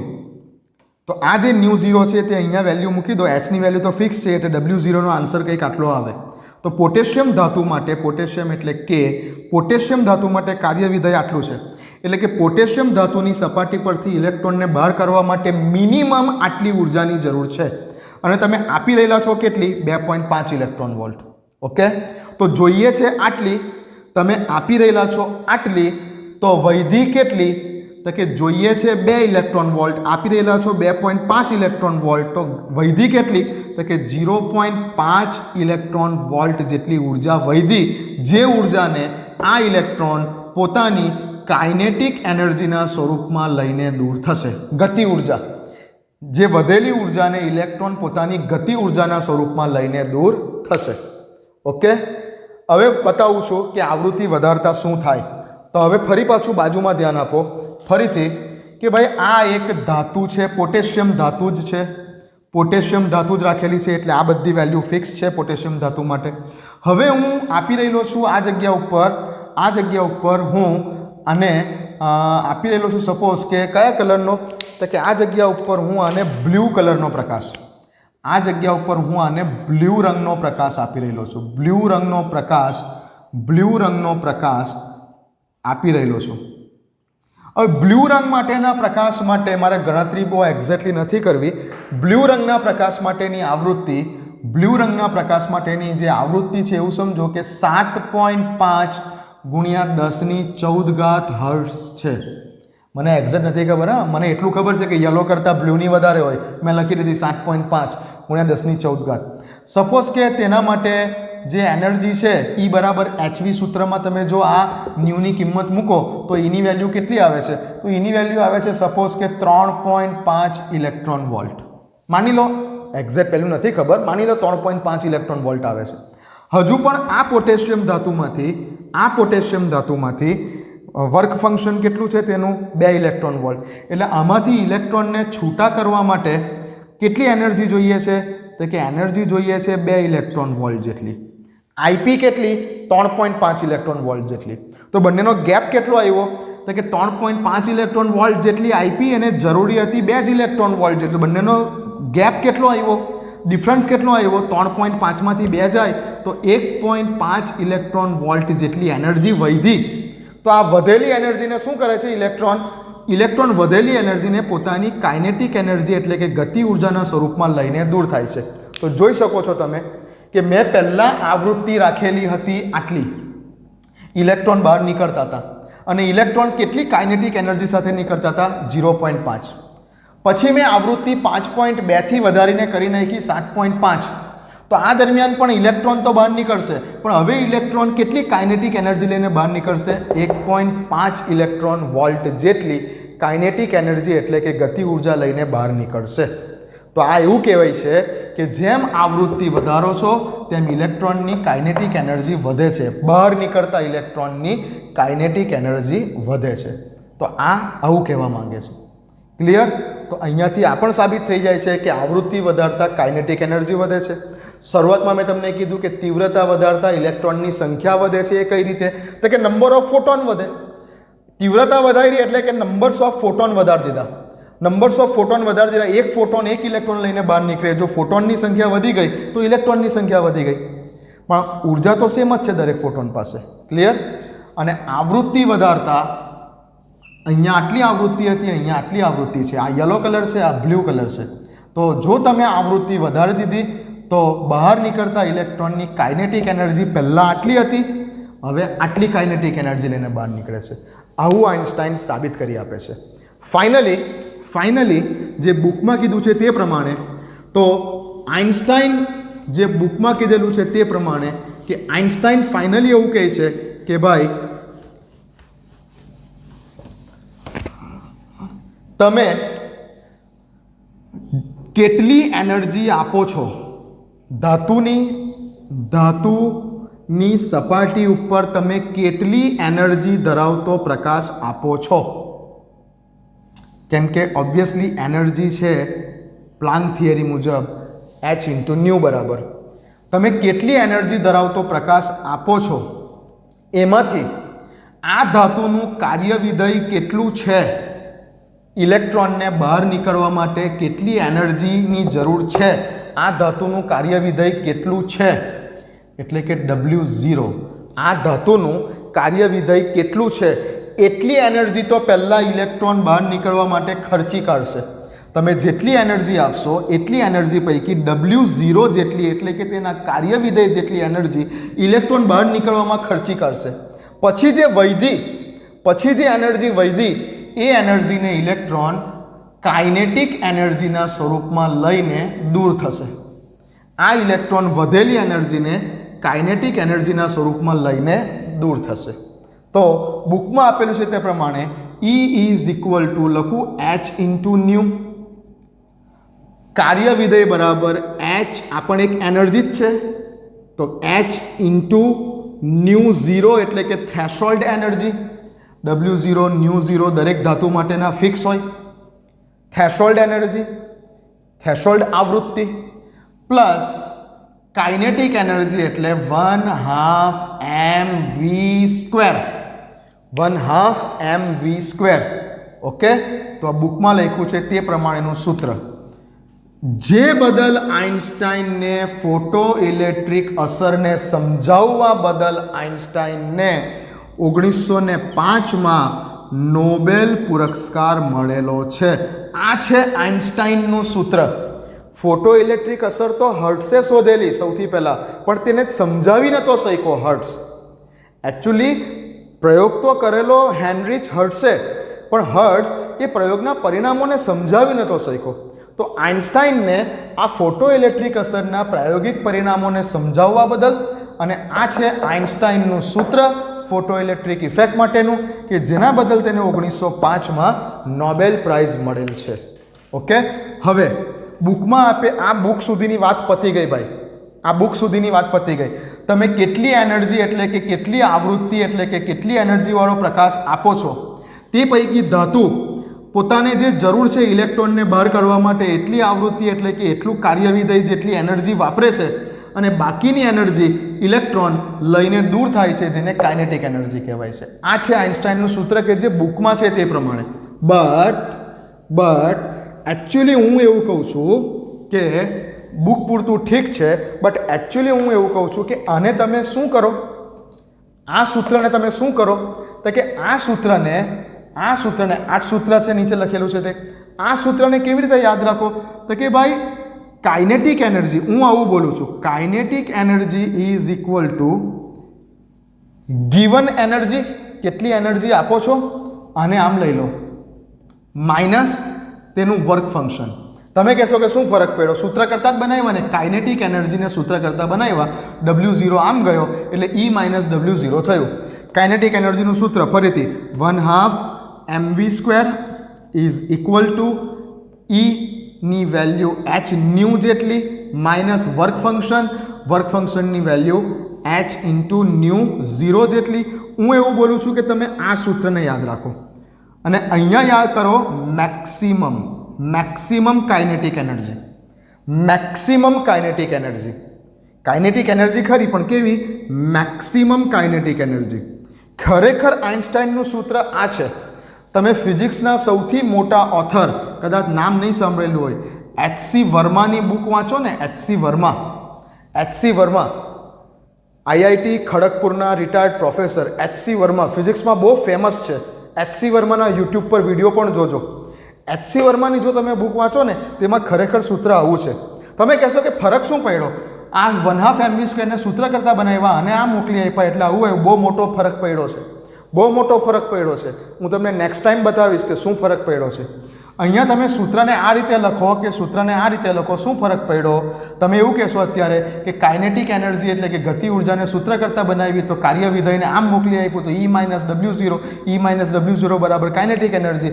Book પ્રમાણે જ છે ને, બુક જેવું જ છે ને, શું ફરક પડ્યો, બહુ મોટો ફરક પડ્યો છે. એ હું તમને નેક્સ્ટ વિડીયોમાં સમજાવીશ. હવે નેક્સ્ટ વિડીયોમાં આપણે દાખલા કરવાના છે. એ દાખલા કરતી વખતે હું તમને સમજાવીશ કે શું ફરક પડ્યો. ઓકે, તો આ સૂત્ર છે આપણું આઇન્સ્ટાઇનનું, કે આઇન્સ્ટાઇનને બુક પ્રમાણે જાઓ તો આ સૂત્ર છે આઇન્સ્ટાઇનનું. h તો પ્લાન્ક કોન્સ્ટન્ટ છે, v એટલે કે તમે કેટલી, v બોલાઈ જાય છે, ન્યુ એટલે કે તમે કેટલી આવૃત્તિનો પ્રકાશ આપો છો, આ તો પ્લાન્ક કોન્સ્ટન્ટ છે. ન્યુ 0 એટલે કે પર્ટિક્યુલર ધાતુમાંથી ઇલેક્ટ્રોન બહાર કાઢવા માટે કેટલી આવૃત્તિની જરૂર હતી, એને જ કહેવાય છે થ્રેશોલ્ડ આવૃત્તિ. બરાબર.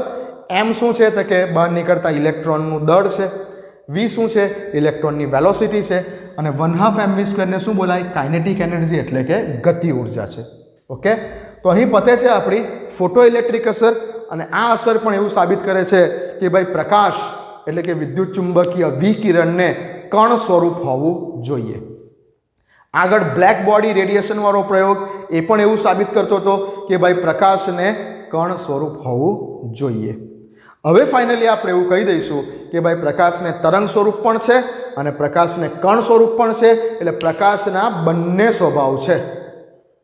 ઓકે, દ્વિ સ્વભાવ હવે ફાઇનલી સાબિત થશે. બટ હવે આપણો નેક્સ્ટ વિડીયો આખો લગભગ કલાક સવા કલાકનો વિડીયો અત્યાર સુધીના જે ટોપિકો ચાલ્યા છે અને ચોપડીના લગભગ ઉદાહરણ 2.9 સુધી, ચોપડીના લગભગ 10 દાખલા ઉદાહરણના અને બીજા થોડાક દાખલા સ્વાધ્યાયના, નેક્સ્ટ વિડીયો આપણો દાખલાઓનો રહેશે. વાંચતા રહો, પ્રેક્ટિસ કરતા રહો. આ વિડીયો ફરી એકવાર જુઓ, એક વખત બુકમાંથી થિયરી વાંચો અને આ વિડીયો ફરીથી એકવાર જુઓ, વધારે કોન્સેપ્ટ ક્લિયર થઈ જશે. આ એવો કોન્સેપ્ટ કરાવી દીધો તમને કે હવે દુનિયાની કોઈ એક્ઝામ તમને આ કોન્સેપ્ટને પાછળ પાડી શકશે નહીં. મળીએ, ચાલો.